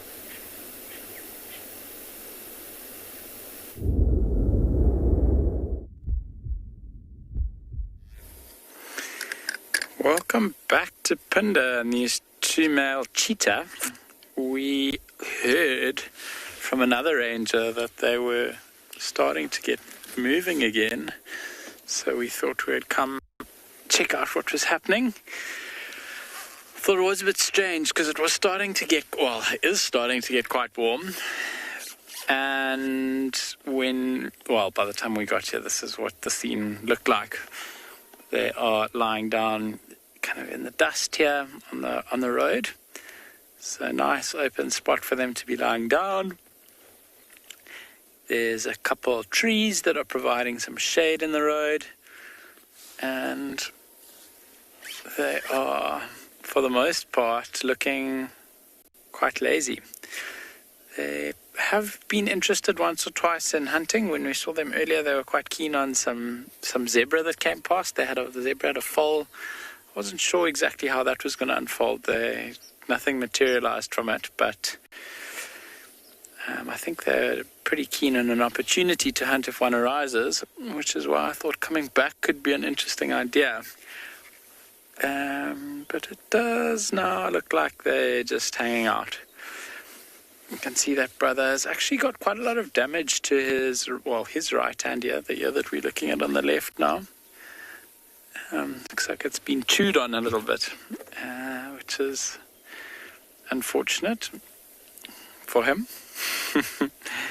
But definitely adds quite a lot of character to his identity as a cheetah. Quite a hardy looking cheetah in my opinion anyway. They don't look particularly hungry, but I was just saying now, as their tails are swishing around and flicking down, they are working overtime actually to try make sure that there are no flies. Well, to try chase the flies away maybe is a better way of saying it.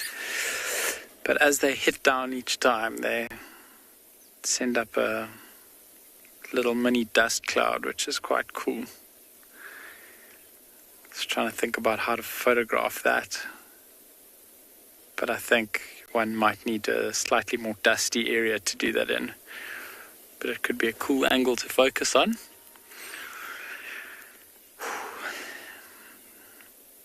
Pinda have got quite a long history of conservation with cheetah, which has been very cool, and it's always so exciting sharing our cheetah, well, with a vehicle full of people, but now with you guys.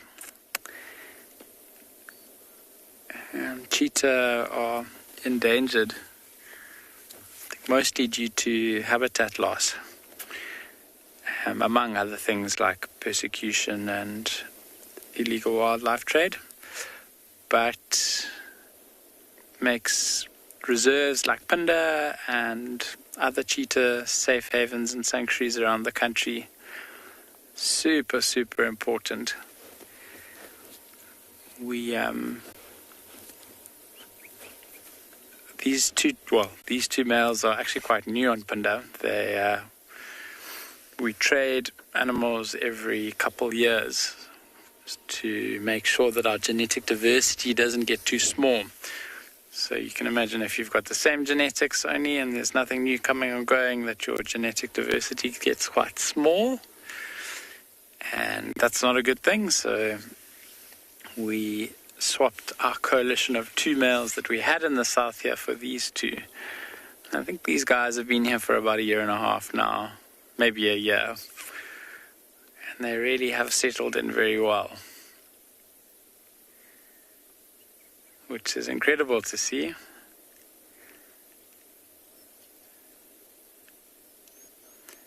The less dominant male, the lighter one, had quite a bad injury on his elbow for quite some time. Oh.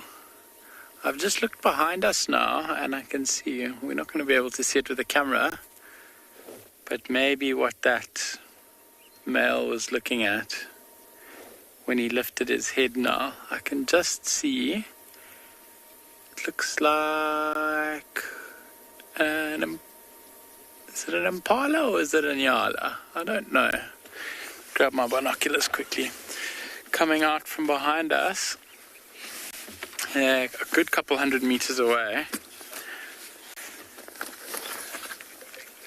Oh, here we go. He's just gotten interested. He's just seen those. They are nyala. In fact, you can see this cheetah is now very, very, very interested in what's going on here. Unbelievable how much his posture's changed. He went from fast asleep to being wide awake. Both of these cheetah are now looking very, very interested. The nyala haven't seen them there. They're trotting down a game trail towards the road here, and they definitely haven't seen these cheetah yet. These cheetah are kind of sleeping in an area where it would be quite hard for animals to see. In the shadows hide them quite nicely. The nyala have slowed down, and it looks like they've actually turned around and might be moving away. So I mean, that is a good, I'm not known for my distance estimates, but a good 200 meters. No, they're coming back this direction now. Oh, so these nyala are, I wonder if they've been spooked by something else. They're moving uncharacteristically.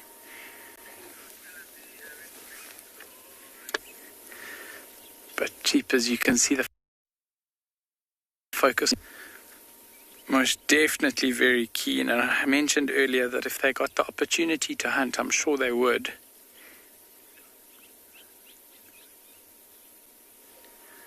Just trying to keep an eye on those nyala. Oh no, I can't see them now.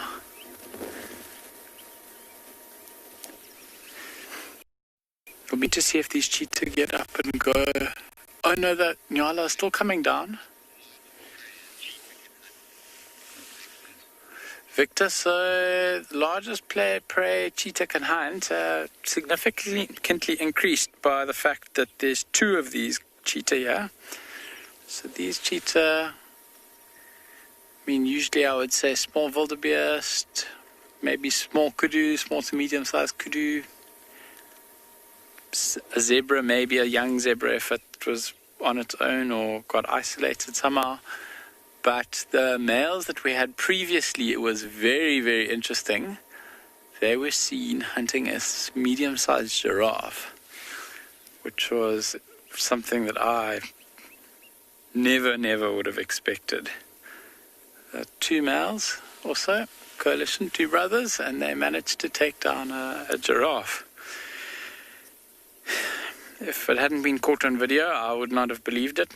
But one of the rangers that was there, one of her guests, was recording a video. So we got to see the whole thing unfold, and it was spectacular. So these cheetah now, looks like he might move. So, my goodness, we've got like a you into the scene that's unfolding here. The Nyala are still moving in our direction. They are maybe, they've closed the distance. They're about 100 meters.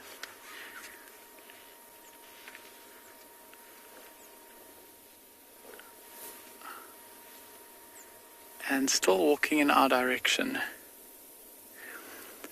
So you see this cheetah's just moved now. He's moved into the grass, and you can imagine how much better that camouflages him.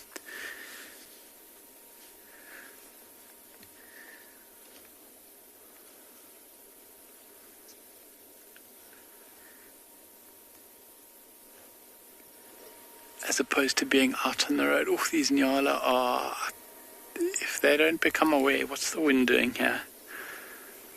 The wind's kind of blowing across us, so I don't think they're going to be able to pick up the scent of these cheetah from the way the air's moving.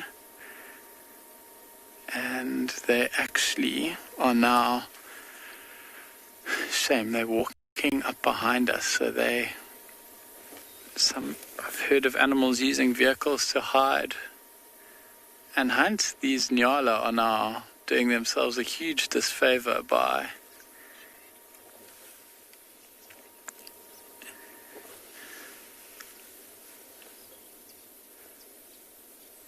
using the vehicle to hide behind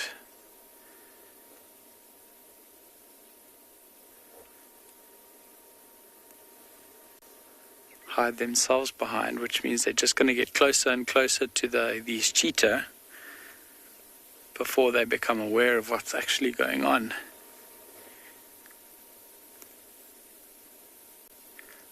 Oof, this guy's now very interested, eh?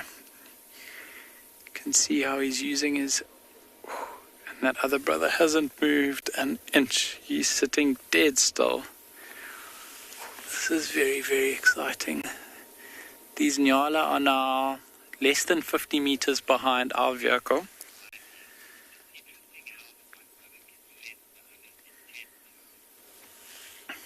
Yes, Riley, most definitely, but both of these cheetah can 100% see these Nyala.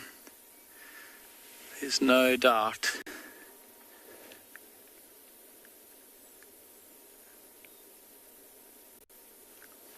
That they both have a view into what's going on here.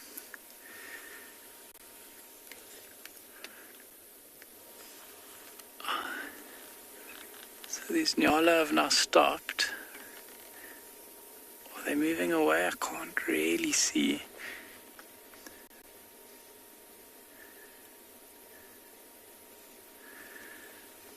No. Coming back in our direction. I'm very curious to see distance running from, or if they're going to try to move any closer.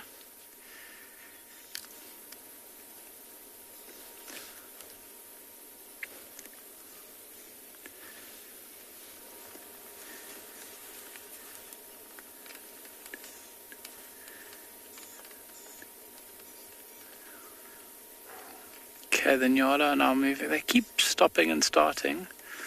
This little one's now, they look like two quite small Nyala actually, two young females. No, one young female and one young male. And they, oh my goodness. Guys, this is going to happen.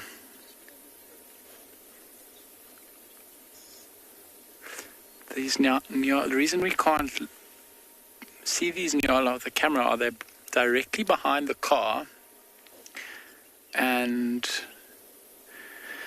I can't turn the vehicle on now. This is going to disrupt the hunt for sure if we make any sudden movements right now.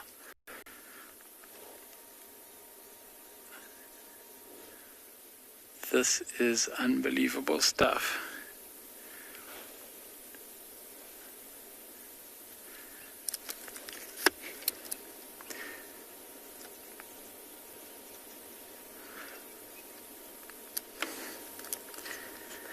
Whew. I'm really sitting on the edge of my seat here now.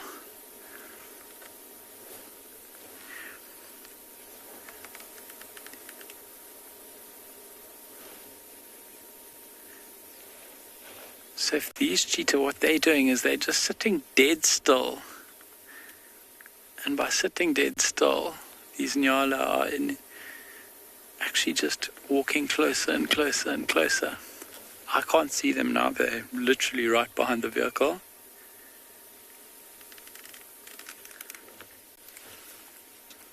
There he goes. Oh, and the chase is on.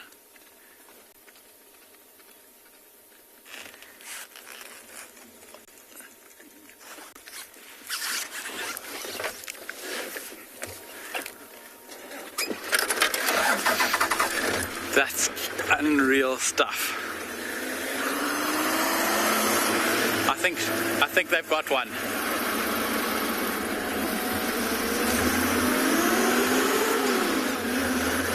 I was struggling to see exactly what was happening.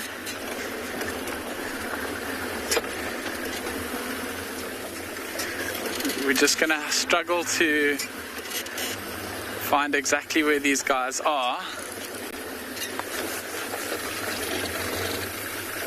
Now in the long grass.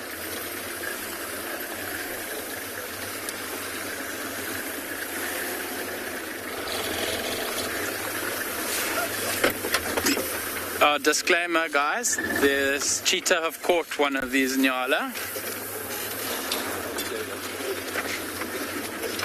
So if you are not so keen on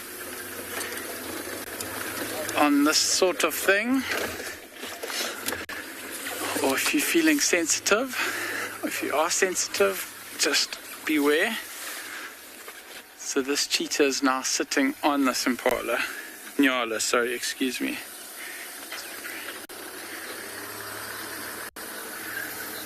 You can see this grass has been flattened here. And this cheetah is sitting on the neck of this nyala and busy strangling it.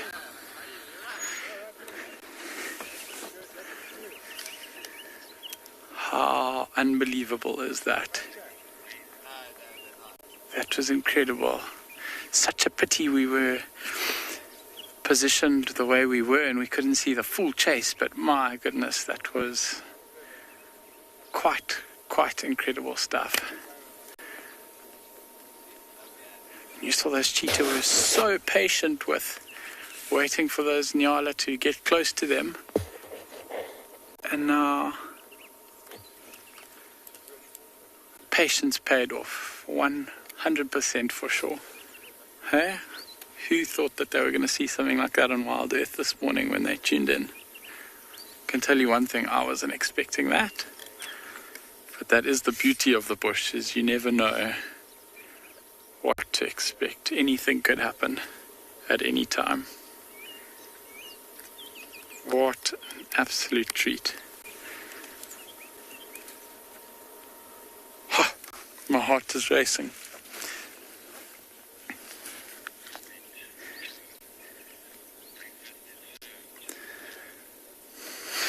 Yes, but yeah. So these two male cheetah now, I've got a male, quite a medium-sized nyala as well, but for these two males it'll be a very substantial meal. I can hear one of the cheetahs is starting to feed already. I can just hear some crunching, so quite a job opening up a carcass or an animal's skin. The hide is very thick, and cheetah have got these specialized teeth on the side of their mouth, which they use like scissors. So the dominant brother is still around the neck of this nyala. Wow, that was incredible. Absolutely incredible stuff.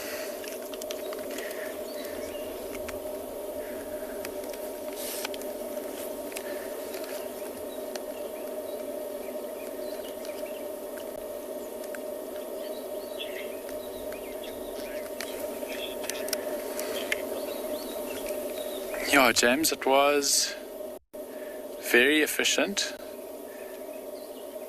and they managed to get onto those. Oh, there we go. You can just see this male now as he maybe shuffles his grip a little bit.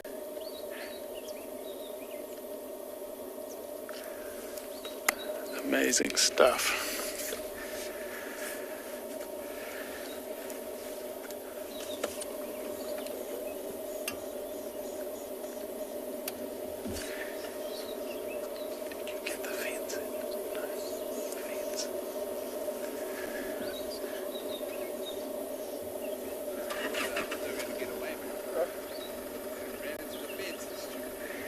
Now, these two are going to start. Just carry on feeding here. Oh. Now, this male's looked up. So the nyala is dead.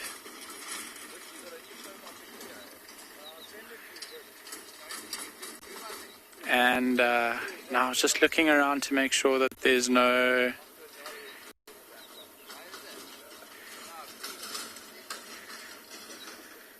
You can see how heavily he's breathing.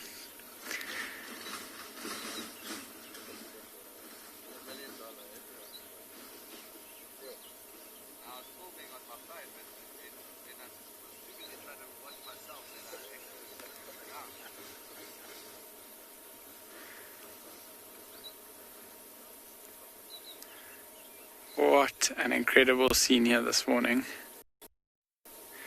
Heavy breathing still from the chase.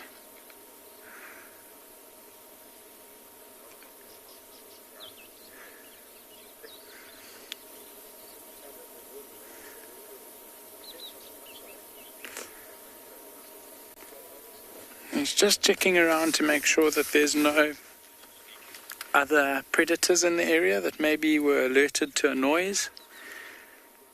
We're definitely going to stay with these two males now for the next little while. But we will come back to you most definitely if there are any updates around here.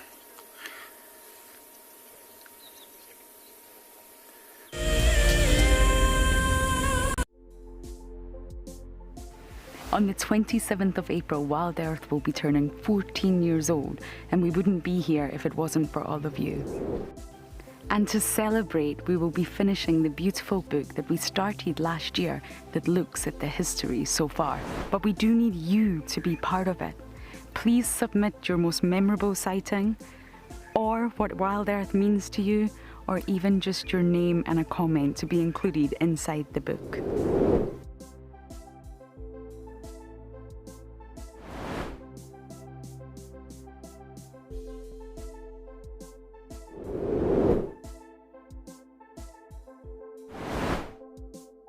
Head over to the website to add your name and reserve your copy. And a big thank you to all of you who have contributed to the book so far. Graham, I'm just going to see, there's a very good place that I want to see if we can get good signal from there. That's where I'd like to go. Welcome to dawn in the African bush. How cool is this? Can you believe it? Those cubs are now only 10 feet from us. Unbelievable. Elephants chasing wild dogs chasing elephants. Pandemonium! Watching how Wild Earth has grown since 2007 has been truly remarkable. On the 27th of April this year, Wild Earth will be turning 14, and we would love to hear from you. Please send us your own special birthday message, which we can share with the rest of the Wild Earth family. Maybe you can tell us why you started watching Wild Earth, what Wild Earth means to you, or you could just send us a very happy birthday. Don't forget, when you want to film yourself, to hold your phone sideways to get the best angle. When you are ready, you can email your videos through to birthday@wildearth.tv. I love being a cam up for Wild Earth. The animals coming right up close to you, especially like lions. Sometimes you get nervous, but you have to go with the flow. My favorite animal to film is the elephant because of how big it is. But when it's really up close to you, it's one animal that you would say, I really respect you.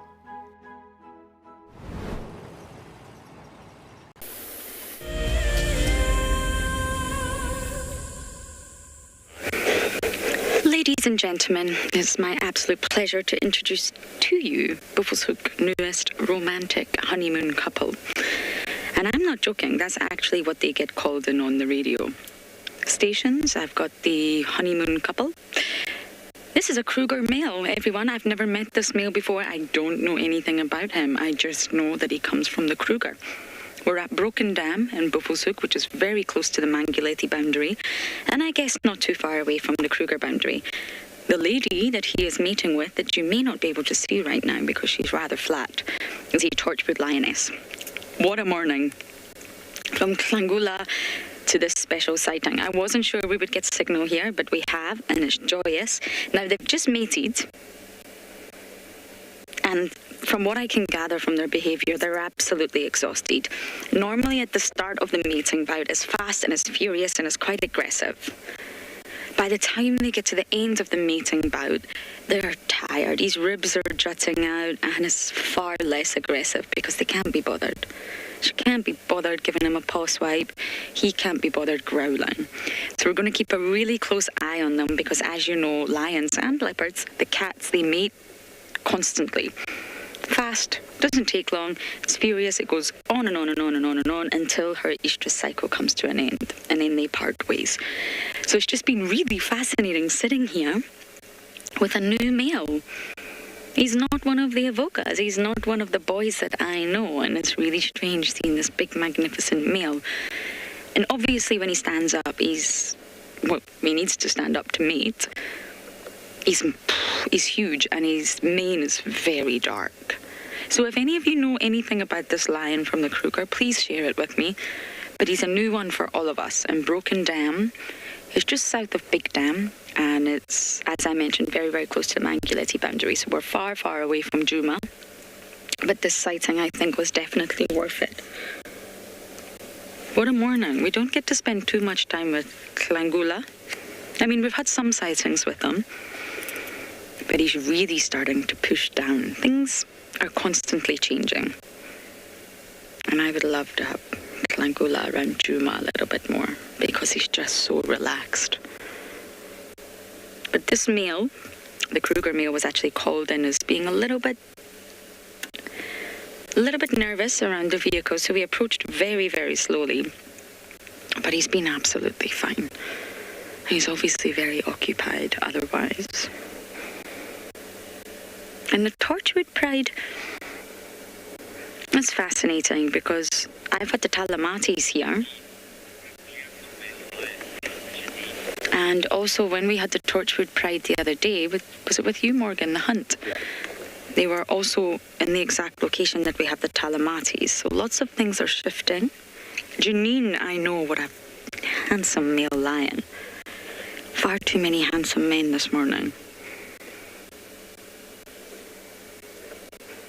But they're tired, they are exhausted. And you can normally time the gaps or the intervals in between their mating bouts. And that also can tell you that they're coming towards the end of their stint together. But it was actually him that initiated the last round of mating, which I thought was really fascinating because it's normally the female. She normally stands up, she presents her rump to him. Just, of course, this is for chemical engagement. And then he automatically knows, okay, it's time to mate. And then afterwards, they just fall asleep again. We get so used to seeing the same animals here that it's really unusual to see a new one. Lucas, whew. The three of them versus one, yes. But I don't know how many male lions are part of this boys' coalition. I've literally never seen them before. He could have a big coalition. I mean, coalitions can go up to 8, 9 if they're related. But he's a big Kruger boy. And this is also Avoca territory. So I wonder if they've just moved a little bit as a honeymoon couple. And they've obviously sort of came slightly south or west, depending on if they've came from the Manguleti or the Kruger. But this is very much Avoca's territory, so good question. The Avocas are now 8. They've been in tenure here for 3 years, and And that's the normal time for a coalition of males to be the dominant male. So, things definitely could start changing. I'm not saying they are. But if a coalition from the Kruger start pushing in, then I don't know if the Avokas could handle a big coalition. Although Dark means walking better than he ever has, Davy and I saw him running for the first time the other day. He still has got a bad leg. And I've not seen Mohawk and Blondie in a really long time, but I know they also have injuries. Male lions always have injuries due to the nature of their lifestyle. So possibly a new coalition could take on the Avokas. The Avokas also arrived here to a vacant space. Someone has identified this lion. Oh. Fantastic. Okay. Rian, you're saying this boy is part of a 2-male coalition called Four Ways? Kruger Males. Thank you so much. I really appreciate that. So he's only part of a 2-male coalition. So, of course, that's one less than what the Avokas have. It's really nice to just meet some new characters. And I promise you, they are going to wake up at some point and start mating.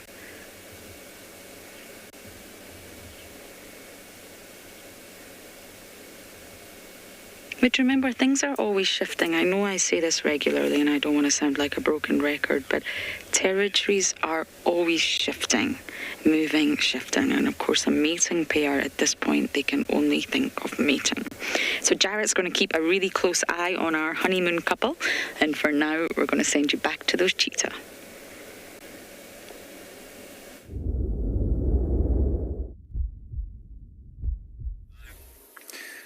Welcome back, guys. So these cheetah fed very quickly and then both proceeded to get up and walk into this long grass on our left and go to sleep. Subsequently, the lighter male has gotten back up again and he's now looking like he might want to go back across. You can see the little traces of blood on the side of his face here.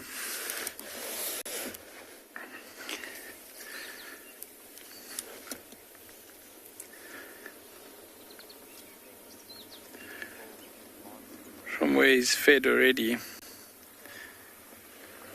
This grass is really very long though. You can still heavy breathing from that chase. As it warms up,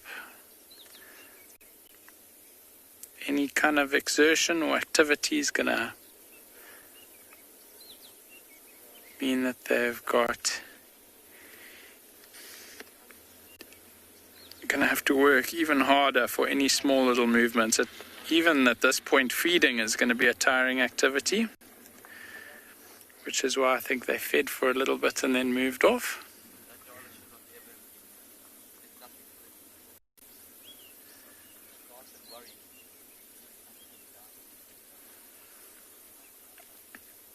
Beautiful view of this youngster now.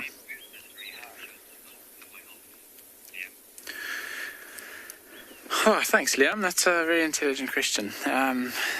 Yeah, we would expect normally to maybe drag it off into the shade. It's really out in the open where it is now in the grass. So I suppose the long grass is hiding it away a little bit, but otherwise in clear view of animals like vultures. And if vultures come down to get this, you never know, a lion might see that, a leopard might see that, hyena might see the vultures coming down and then proceed to come in and investigate and see what's going on. So usually the cheetah would take it under a bush or a little shrub if they could, but maybe they have got more experience than I have in this department, and you might find that this long grass actually means that for animals like vultures and other big eagles and scavengers, it might be slightly more complicated to see, and they won't be able to see it. So leaving it just out in the longer grass here is actually just fine. Really, really lying down flat now at the moment. You can see they're using the grass as well as a little bit of shade. And little bits of shade there that they're managing to find in between the grass are providing them with a little bit of relief. So you might find now for the rest of the day that they will feed slowly. They might take a bit of a break now. It's not unusual to see them, especially the hunting individual, take a bit of a rest before feeding properly. But now they really are lying down and sleeping here. We're going to send you back across to Steve with those lions for you to catch up with him that side. We'll stick around here for the next little while. And if there are any developments, we'll be sure to come and let you know right away.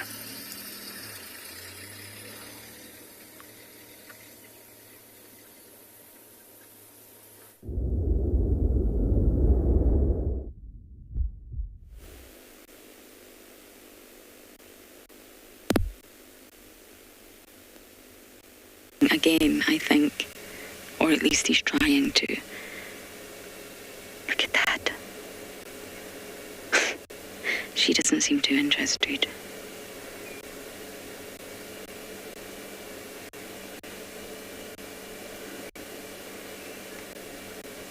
Oh, what do you do when she's not interested, boy? He's trying.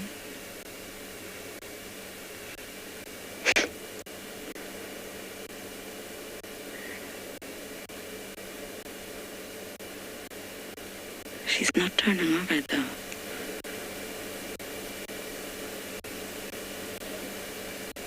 He's huge. This boy is huge. We may not be able to stay here for too long. Other people want to come and see them, so I'm really hoping that we can just show you them mating and then let the honeymoon couple be. Oh, he's too scared to try. She really needs to obviously want to mate, or he's not got a chance. But he's trying to wake her up and say it's time. And he understands she's receptive to mating. He understands that they need to mate all through chemicals, all through her scent. It's telling him she's in estrus, and as that biological signal to him, it's time to mate. But it was nice getting a full view of him there. He's a very large male.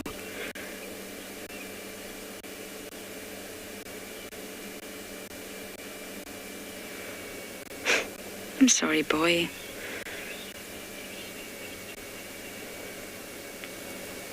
He yawned earlier, and Morgan and I were just saying, my goodness, my entire head, my entire skull could fit in that mouth.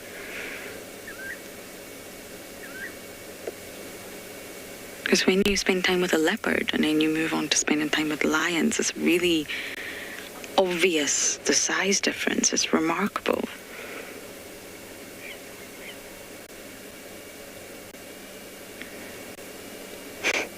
She's just not moving, is she?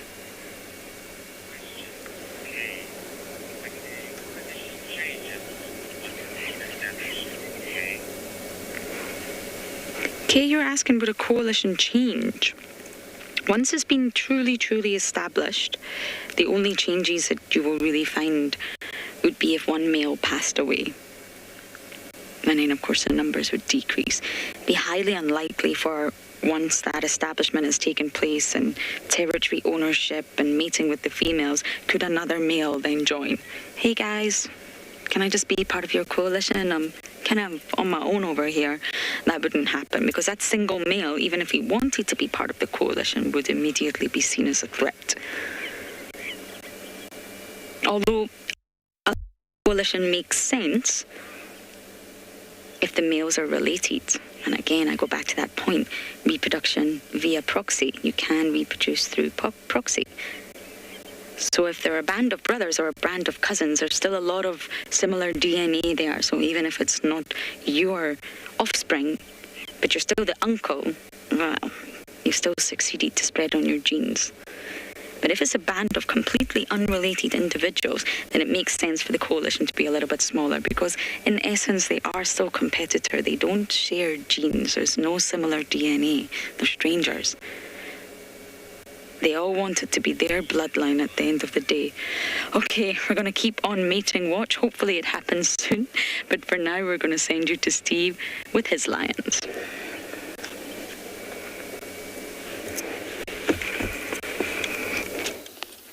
Welcome back, everybody. Well, we've had another member of the pride join. There's a bit of growling going on. It's actually just in front of me here. I don't know if you can get it, Darby.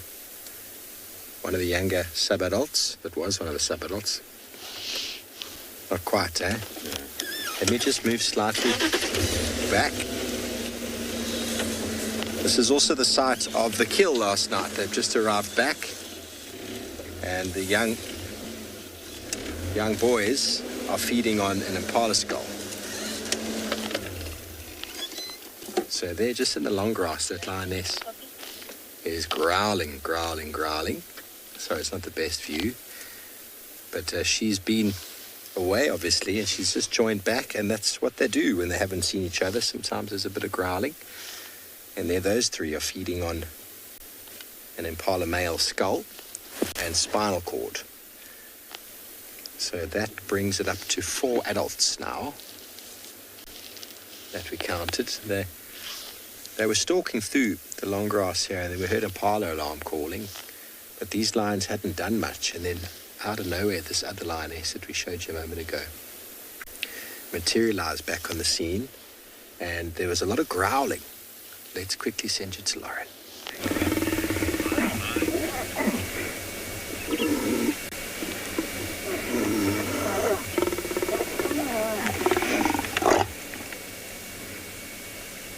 And there you have it.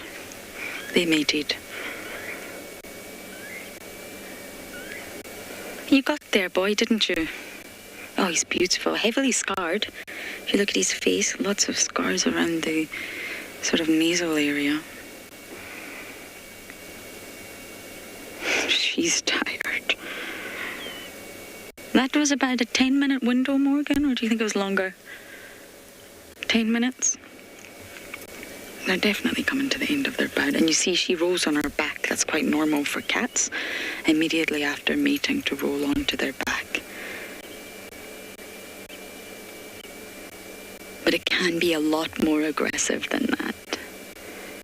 That was, on the whole, quite a gentle affair.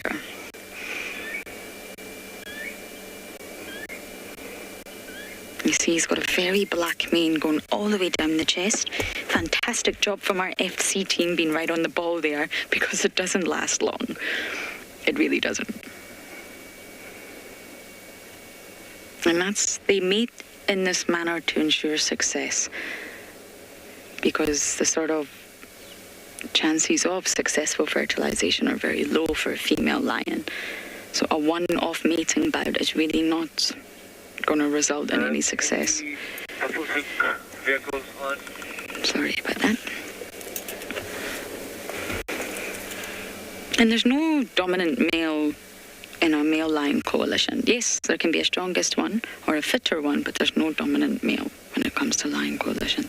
Okay, we're going to stay here just a tad longer, but for now, back across to Steve.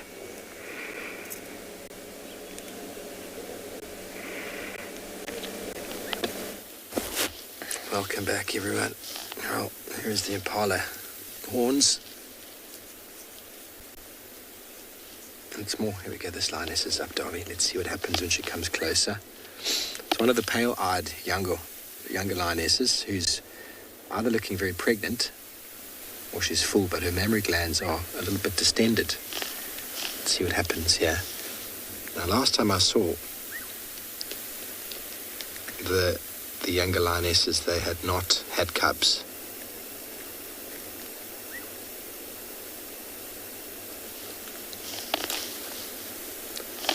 Now, right under the tree where that young male is where the kill took place. Still a couple of bones left.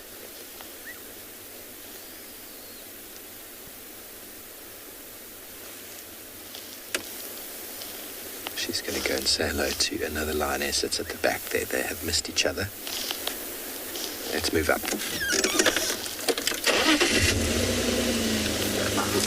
Oh! Sorry about that. There is a little bit of a... That's my impala leg.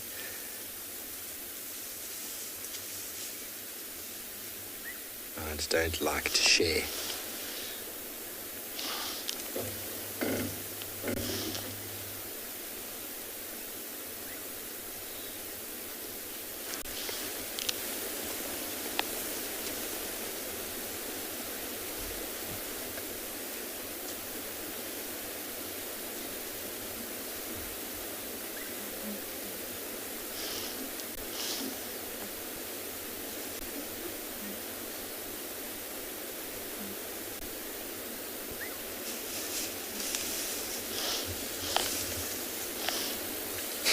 It's like a scene out of Predator, the movie.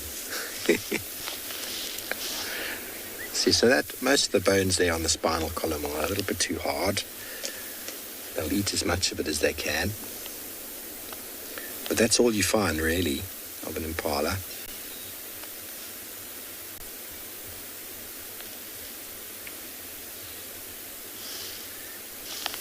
It's a beautiful boy.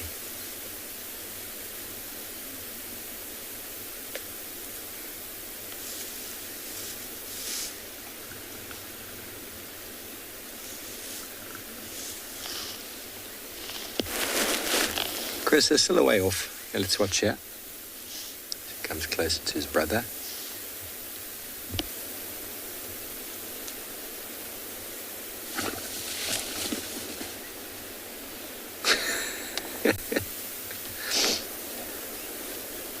It's quite incredible. Lions, regardless of which individual it is, once they've got a small piece, it's theirs. No one messes with them, even big males. If it's a big impala, total animal, it can get stolen, but if it's just a little piece, it's theirs. They claim it.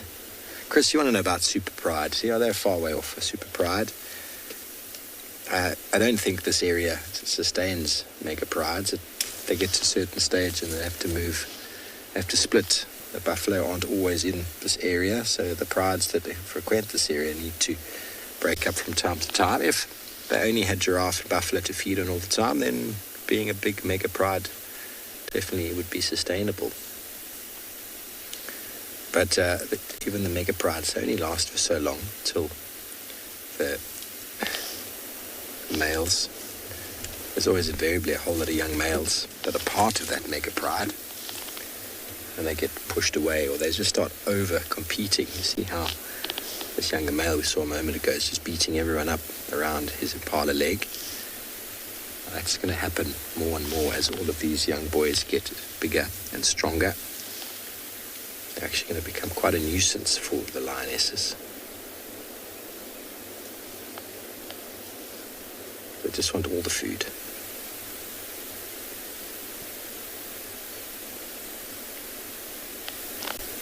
Okay, let's move up. Maybe we'll get those at the back there in shot.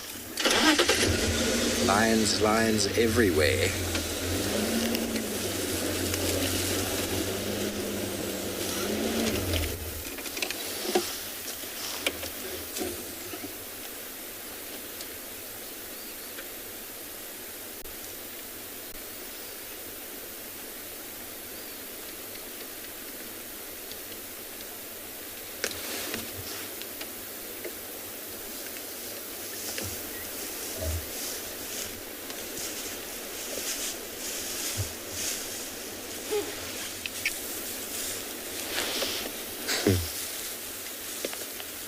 How special.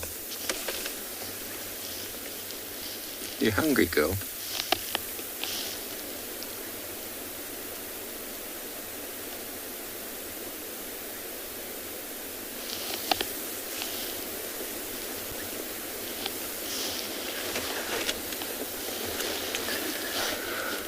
The Canova, well, Wild Earth's turning 14 now in 27th of April, and I reckon the Nkuhuma Pride has been around since then. Even before that, if I'm not mistaken. But I could be mistaken about when the Nkuhuma Pride actually turned into Djuma. The name Nkuhuma has got a couple of origins. One, the Nkuhuma tree, the brown ivory tree, which also tends to come out of termite mounds, and then also Nkuhuma is to come out of. And the story goes that the Nkuhuma Pride came out of Manuleti from the north. I'm trying to remember the exact date. I was told a while ago when we discussed this. I don't know if 2007 or 8, if they were already here. They might have been. I'm sure someone has got some information, can quickly remind us. When did the Nkuhuma Pride? It must have been after Wild Earth started, because some of the viewers actually were quite cognizant of the date. So it's been 10, 11, 12 years maybe. Long time. But then also the name might have come from the guides here. Chris Stamper's actually on site, and he is the one who named the Pride. As far as I'm aware, he's one of the old Djuma guides. He's here doing some freelance work, or he brought his own guests.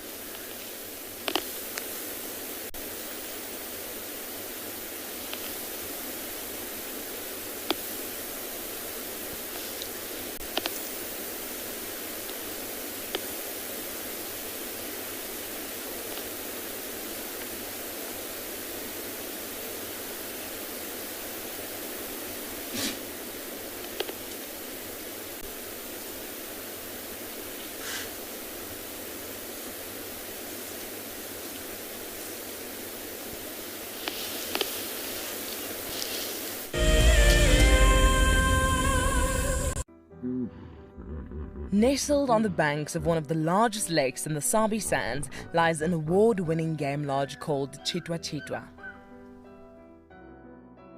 Many of you will have been on safari here virtually with Wild Earth, but now we are offering you the chance to see it for yourself in person. Sign up to be a Wild Earth explorer before the end of April, and you and a friend could win 3 nights to this luxury lodge.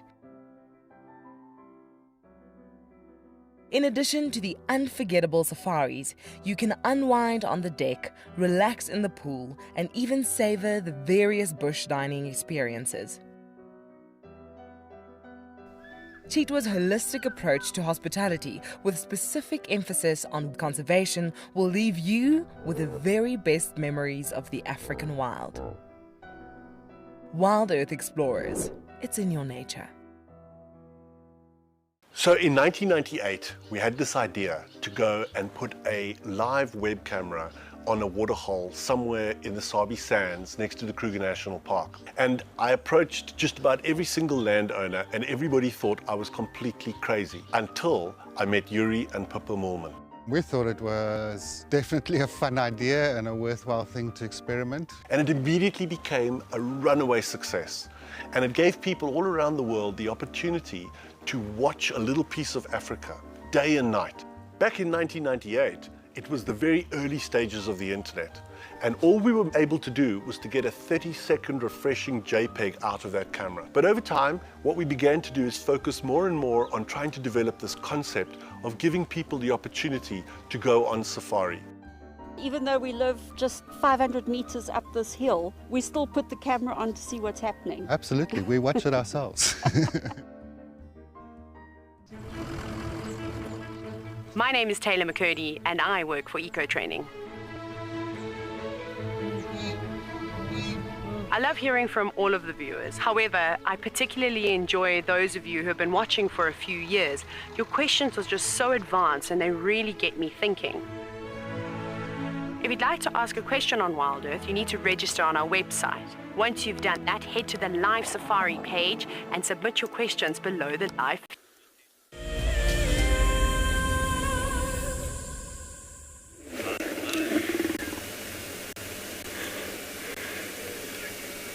You may feel like you missed that mating bite, but actually, Did they even mate?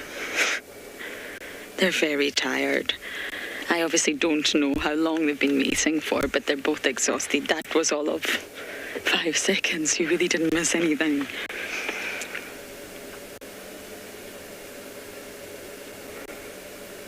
And again, it was him who initiated it, which is unusual. Oh, look at him. He's fallen asleep standing up.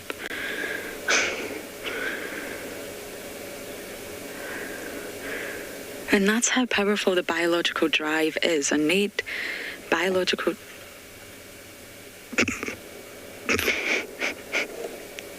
Okay. This pair are not the best of friends, but overeating, over-drinking. They will have had a drink. We're right next to Broken Dam, but he's looking skinny. They will need to replenish as soon as this mating bout is over. And this is a perfect example of an organism going into energy deficit for a really powerful biological reason. An organism shouldn't let themselves go into deficit. They should always have a surplus when it comes to energetic. But here, there's no choice. The drive to mate, the drive for reproduction, to continue your bloodline is so strong, powered by chemicals and chemoreceptors. But we will leave this lovely honeymoon couple. I find it really funny when they're called in on the radio as that. And there's other vehicles wanting in. So we will leave them, but it's been such a wonderful morning to spend time with a new male. Thanks to Rian, we know who he is. Now that our traverse has expanded, we're meeting a lot more characters, and it's such a joy here to be able to cross those boundaries. I'm sure some of you remember the days when we had to leave an animal after tracking them because they crossed. Now we don't have to. Okay, we're going to say bye to these lovers for now. I'm sure they'll be around this afternoon, and we're going to send you back across to the other lions.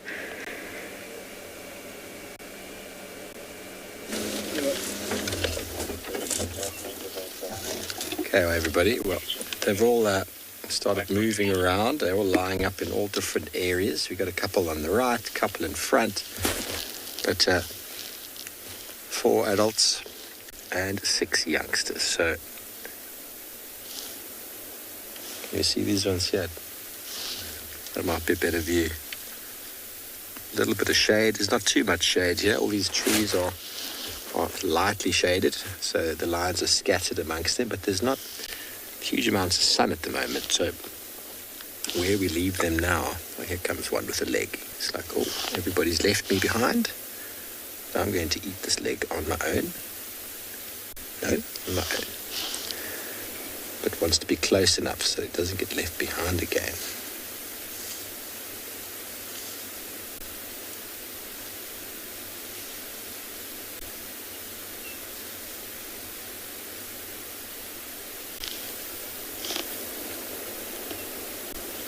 See, so red bush willow, Turbonalia sericea, different trees for shade.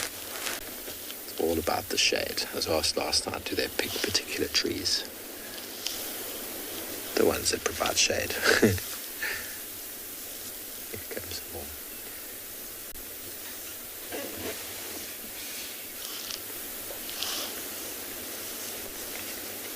I think this will be their resting place for the day. How special and how blessed has it been for us to see these lions for 4 drives in a row now.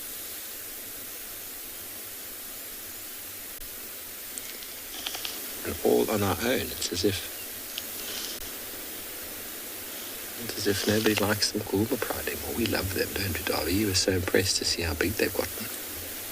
When last did you see them? Can you remember? September. A couple of months ago. As long ago as September, October. I think that's the last time I saw them.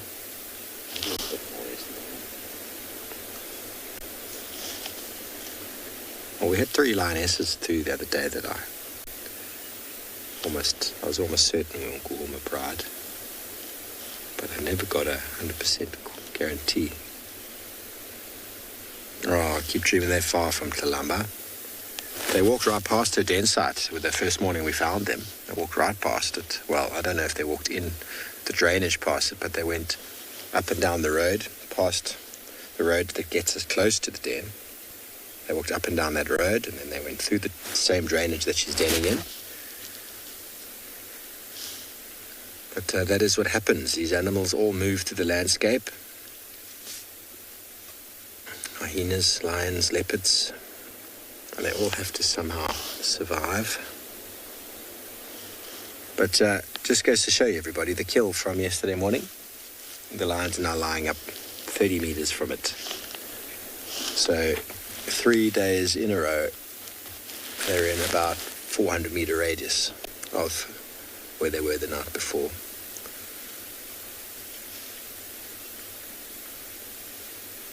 In the morning we found them. They were just down on the other side of the drainage. And then we found them again yesterday. And they were here 30 meters away. And then last night they were 30 meters from that. Maybe 50. No, they're right here.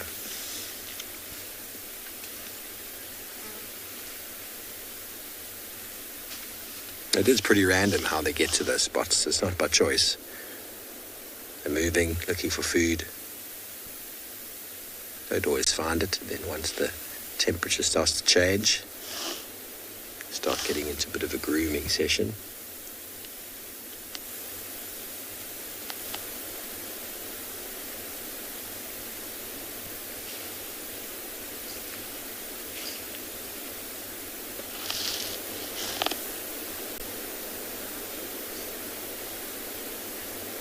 Now there are oxpeckers nearby. See that little youngster looking towards the oxpeckers, because oxpeckers indicate animals. Jack, well, it's really debatable on when lions get kicked out as males. It's all about the pride turnover. If there's no pride turnover, the males could stay. There could be a pride turnover tomorrow, and these youngsters would be kicked out. But that also means that the females will accept that.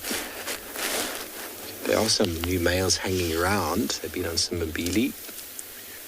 But what will happen is, invariably, these lions will move away from those males. They don't just go, hang on, new males, we like you.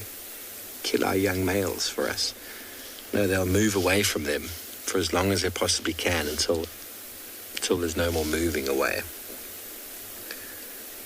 It's not always an instant thing. The thing about having sub-adults like this, or very mobile, youngish, or sort of say old cubs, is that they're able to move if any threat arises, if males start calling, because that's what will happen, is new males will move into the area, they'll start calling.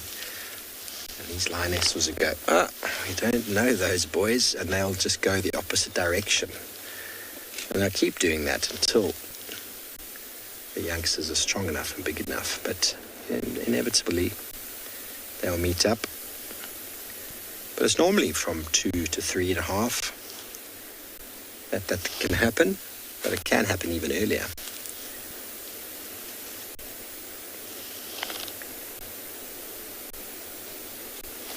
You can have prides having cubs, and immediately there's a pride turnover, and then those cubs get killed. So these things, there's no hard and fast rule about exactly when, but at any stage now, they could get kicked out. My leg.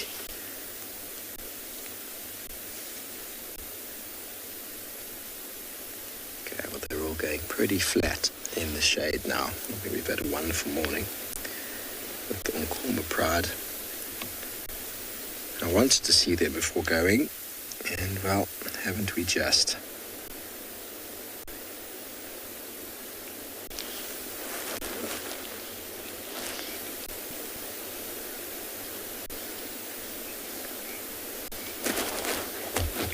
We might be heading off from our lions shortly, but it sounds like Lauren has left her mating pen.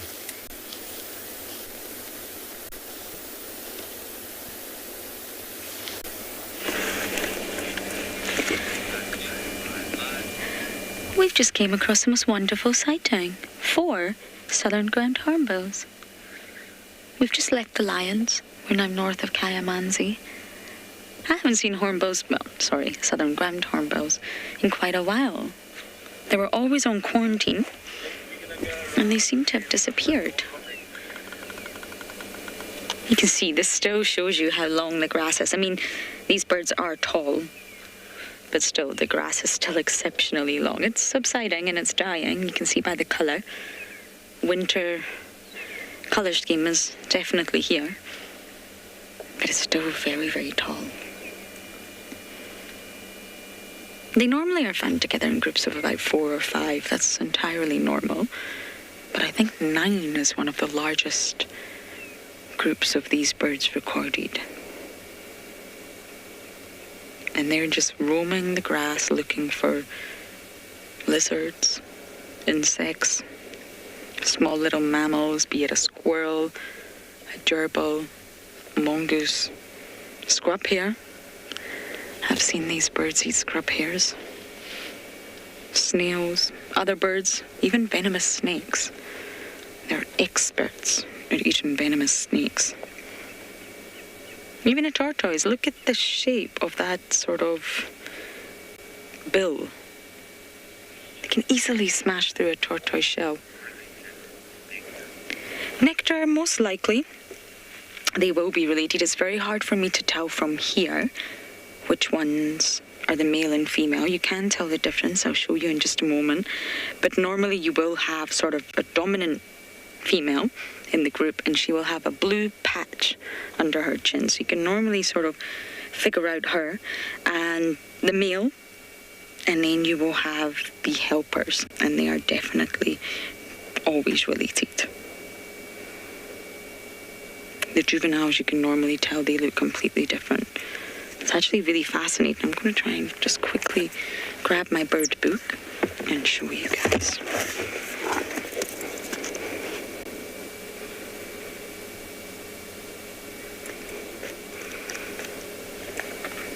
It's the long distance visual doesn't make it easy, but there we go. I've got the diagram. Let's just watch them until they completely disappear, and then I'll be able to show you how you can tell the difference between male, female, and juveniles. So here, on this side, you have the female. So you see the blue patch that I was referring to? If you can zoom in a little bit on this one, Morgan, you'll see right under her chin, she's got a blue patch. That's how you know she's a female. Then here we have the male. He doesn't have that blue patch. Then, if you just look over to the side, that's the immature ground hornbills. It takes a while for them to develop that redness, that striking redness. They're normally yellow.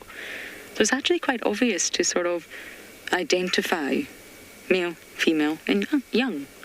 And they're cooperative birds. They're cooperative breeders. You will often find them together. But I'm not sure. Oh, we can still see them. You can just see their head pop up.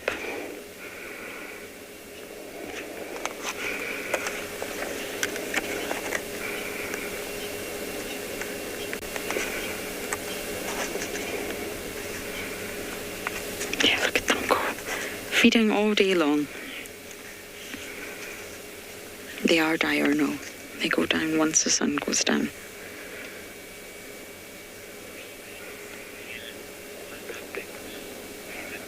Helen, you love their call. Me too. I think I can probably play it for you on my phone once we leave. Once we leave these birds, I'll play it for you. I absolutely love their call, especially when they're talking to one another, and you can hear the two calls of the conversation. And in my opinion, you're welcome to disagree. I really don't think the call necessarily sounds like it's coming from a bird. It's incredible. It sounds like a musical orchestra. You don't immediately think bird.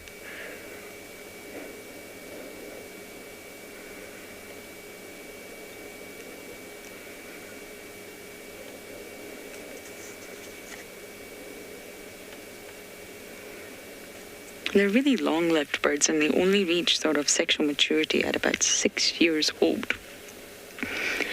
And that's a long time. That's when the facial coloration will start to change, going from that yellowish to red.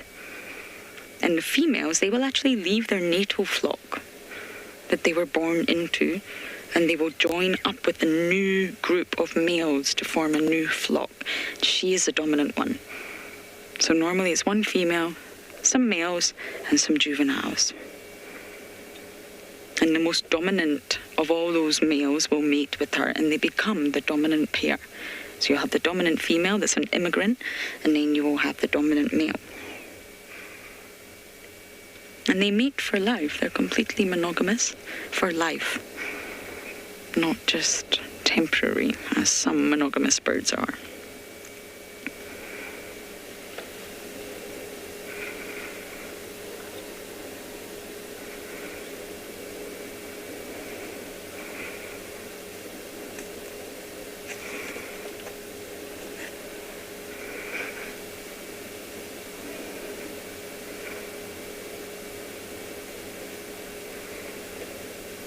So even the non-dominant males will cooperate in the breeding effort. Not too unlike mongoose, dwarf mongoose, not too unlike wild dogs. But even if you're not the dominant male, you can still reproduce by proxy, which is exactly what I was saying about the lions. So by still investing in the breeding effort and looking after the chicks and bringing material to build the nest and then bringing food to the female, you're still assisting in the broader cooperative breeding effort, which still benefits you because you're all related.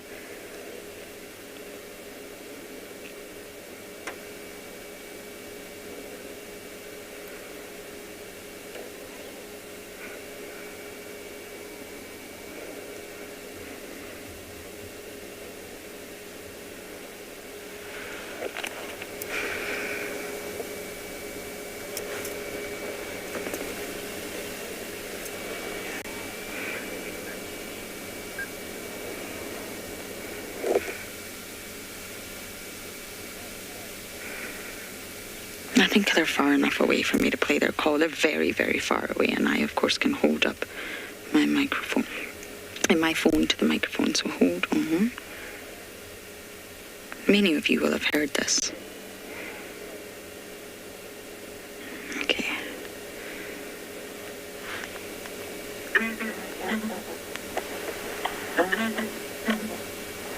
Can you hear that?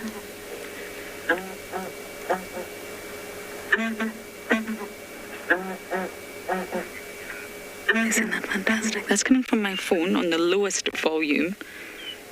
So obviously not coming from the birds, but we're far enough away it wouldn't disturb them. This is a very long distance visual. And that's their call.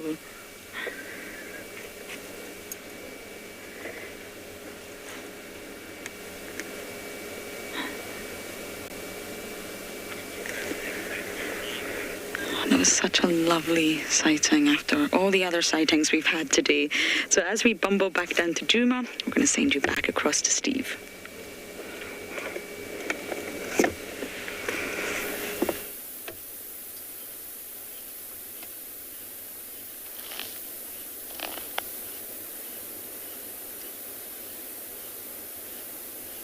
Well, the lions have stopped and started, moved and stopped and started. Definitely hungry again.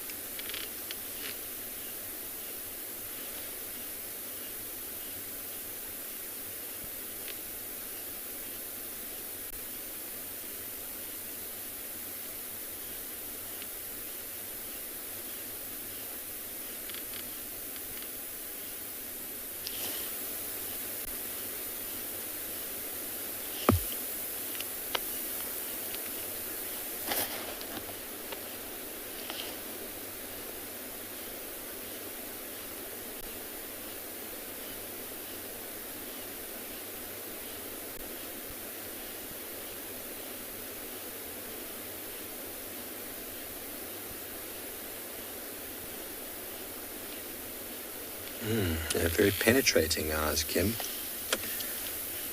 Very penetrating. They look straight through you. You see that one? Amber Eyes has chosen a nice shady spot.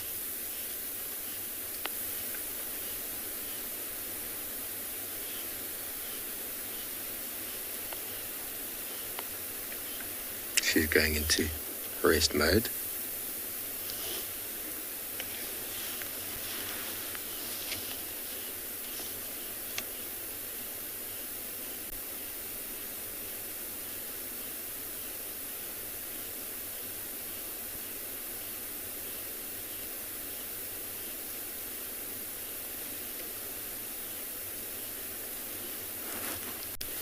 Cubs are scattered all along below us here. Kendra, there is a lot of history. It's been wonderful spending time with them. Been wonderful seeing them again now. Okay, that's going to be her shade underneath the round leaf teak. The lioness has got some shade there as well.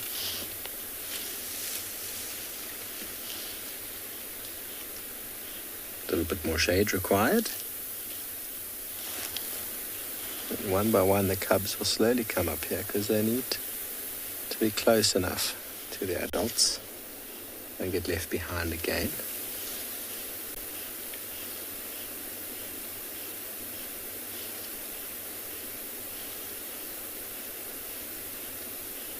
It's one of the things that Wild Earth has done really well, Kendra, is the documentation of the lives of so many of the animals we have here. Here come one of the youngsters. The cubs, the litters of all the leopards, the lions.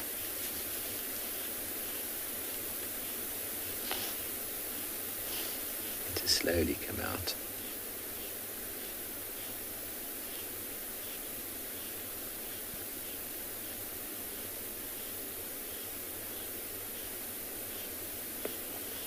Obviously, a lot of the information on the leopard and lion is also well known, but to physically have filmed it, documented it in an archive, it's been amazing. Tracy, of course they do. Lions do run into neighbouring prides every now and again. It's not often. I don't often see it. I haven't seen an altercation since I've been here, but there's so much that goes on under the cover of darkness. Year before last, this pride, when their cubs were very small, ran into the tortured pride. When Nana was still alive, the oldest lioness with a huge buffalo wound on her backside, and she came out of that altercation with her wound ripped open again. And lions get very aggressive when they see other lions. They even get aggressive with themselves when they haven't seen each other for a period of time. Invariably, prides that you find in and around a pride is sometimes the breakaway, so there's a relationship between them. But once they've been apart from a set amount of time, they're very, very aggressive towards each other. We saw the Sossustree pride and the Awino pride. There was actually huge battles there. They were a breakaway in the Masai Mara. Prides do eventually have to split due to food resource, and they're not very friendly once they do so. Okay, I'm going to have to move so we can see this.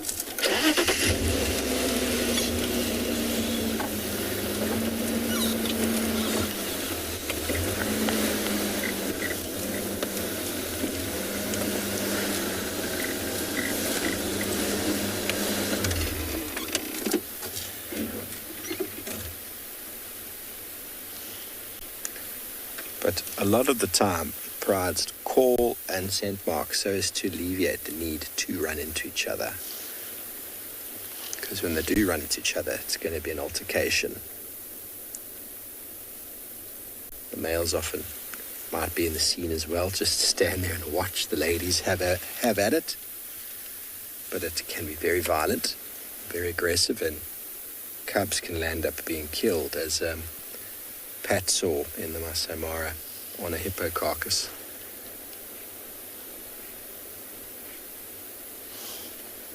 All a little pride and I've located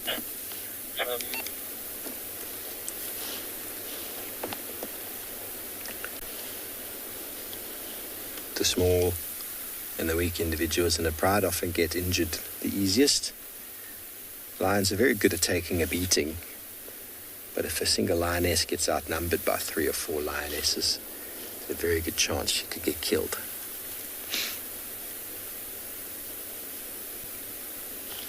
They're very powerful animals.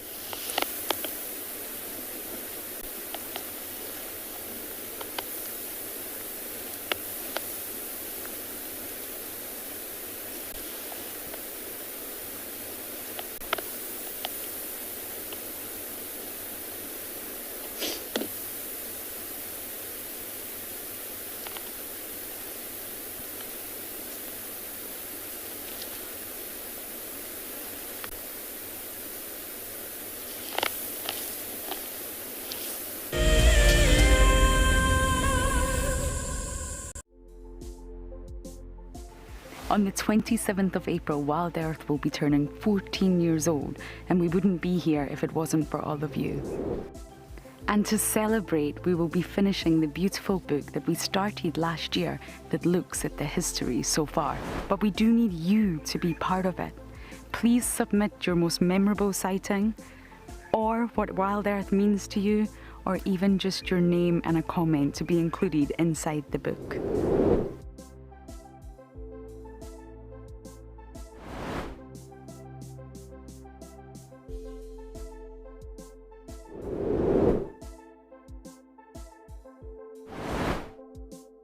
Head over to the website to add your name and reserve your copy. And a big thank you to all of you who have contributed to the book so far. Staying one step ahead is the key to survival out in the African wild. And now you can stay in front of the pack with a Wild Earth weekly newsletter. Sign up to be a Wild Earth explorer and you will get exclusive behind-the-scenes stories about your favorite guides and camera operators. Information about our upcoming plans and projects will be delivered to your inbox every week before anyone else. And you can hone your guiding skills by taking part in our Identify Me nature quizzes. Wild Earth Explorers, it's in your nature. My name is Taylor McCurdy and I work for Eco Training. I love hearing from all of the viewers. However, I particularly enjoy those of you who have been watching for a few years. Your questions are just so advanced and they really get me thinking. If you'd like to ask a question on Wild Earth, you need to register on our website. Once you've done that, head to the live safari page and submit your questions below the live feed. What are you looking at, man? That's its gangster face.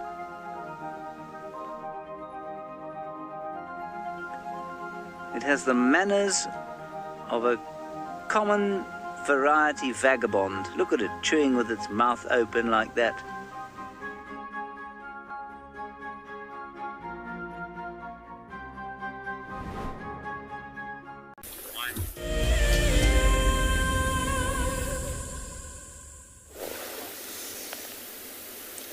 Welcome back once again to Djuma, where all the action is happening. So the 3 lionesses in frame a moment ago, and then one just off to the right. So we've got 2 adults joined the pride this morning, seemingly from the south.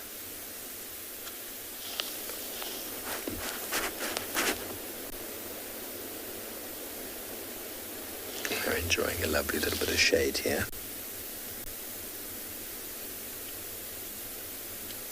This is probably where they'll be this afternoon. It's gone from from cloudy, started getting a little bit warm 15 minutes ago. Now suddenly cloud has pulled over again.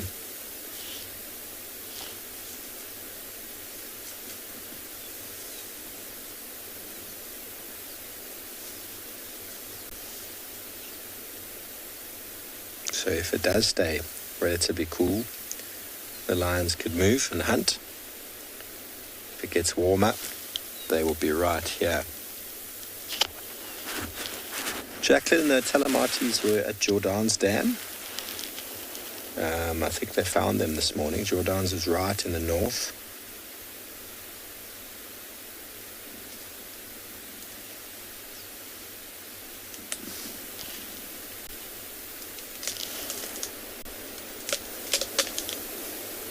That stick had no chance.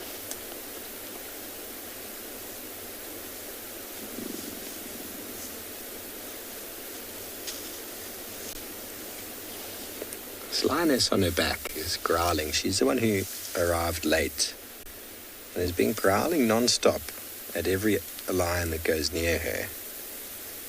So I was having a very bad morning.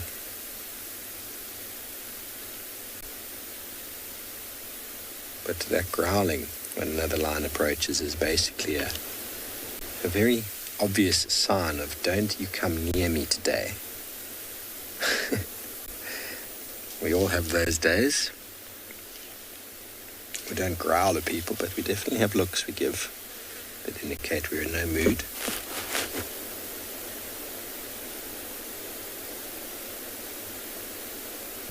Laura, together.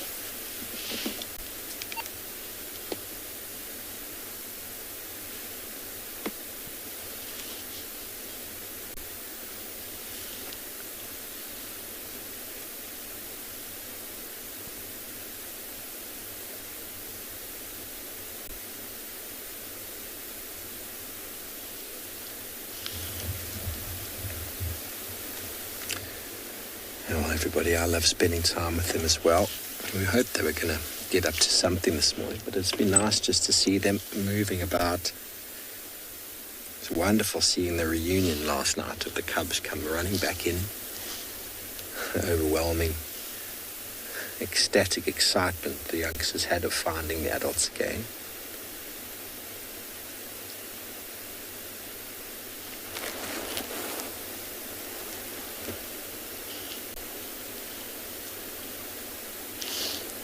One by one, all the youngsters will eventually end up under this tree. This is the best shade around.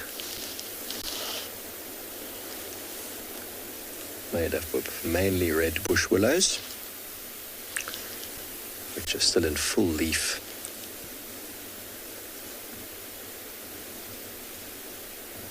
Look, it has been a special morning. We disappointed we didn't catch up on whatever animal, what leopard it was that made the bushbuck alarm call right in the beginning.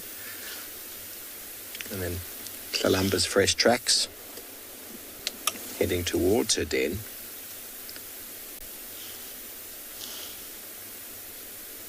Can I move up an inch, Darby, and you can get that young boy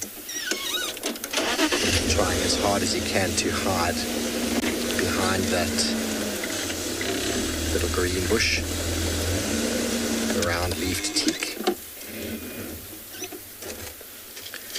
He's finished his impala leg now. He's going to clean. Always clean yourself after a meal. Especially when you eat like a lion, you get it everywhere.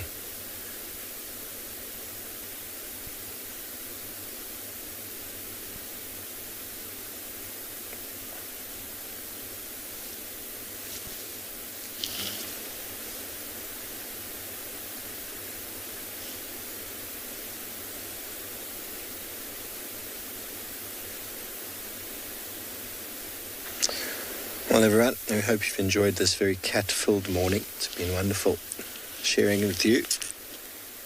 Do feel free to join us this afternoon. A last drive for some of us for some time. Take a bit of break. I'm probably going to follow up on these lines again this afternoon. Let's see what happens. But until then, we hope you have a wonderful day further.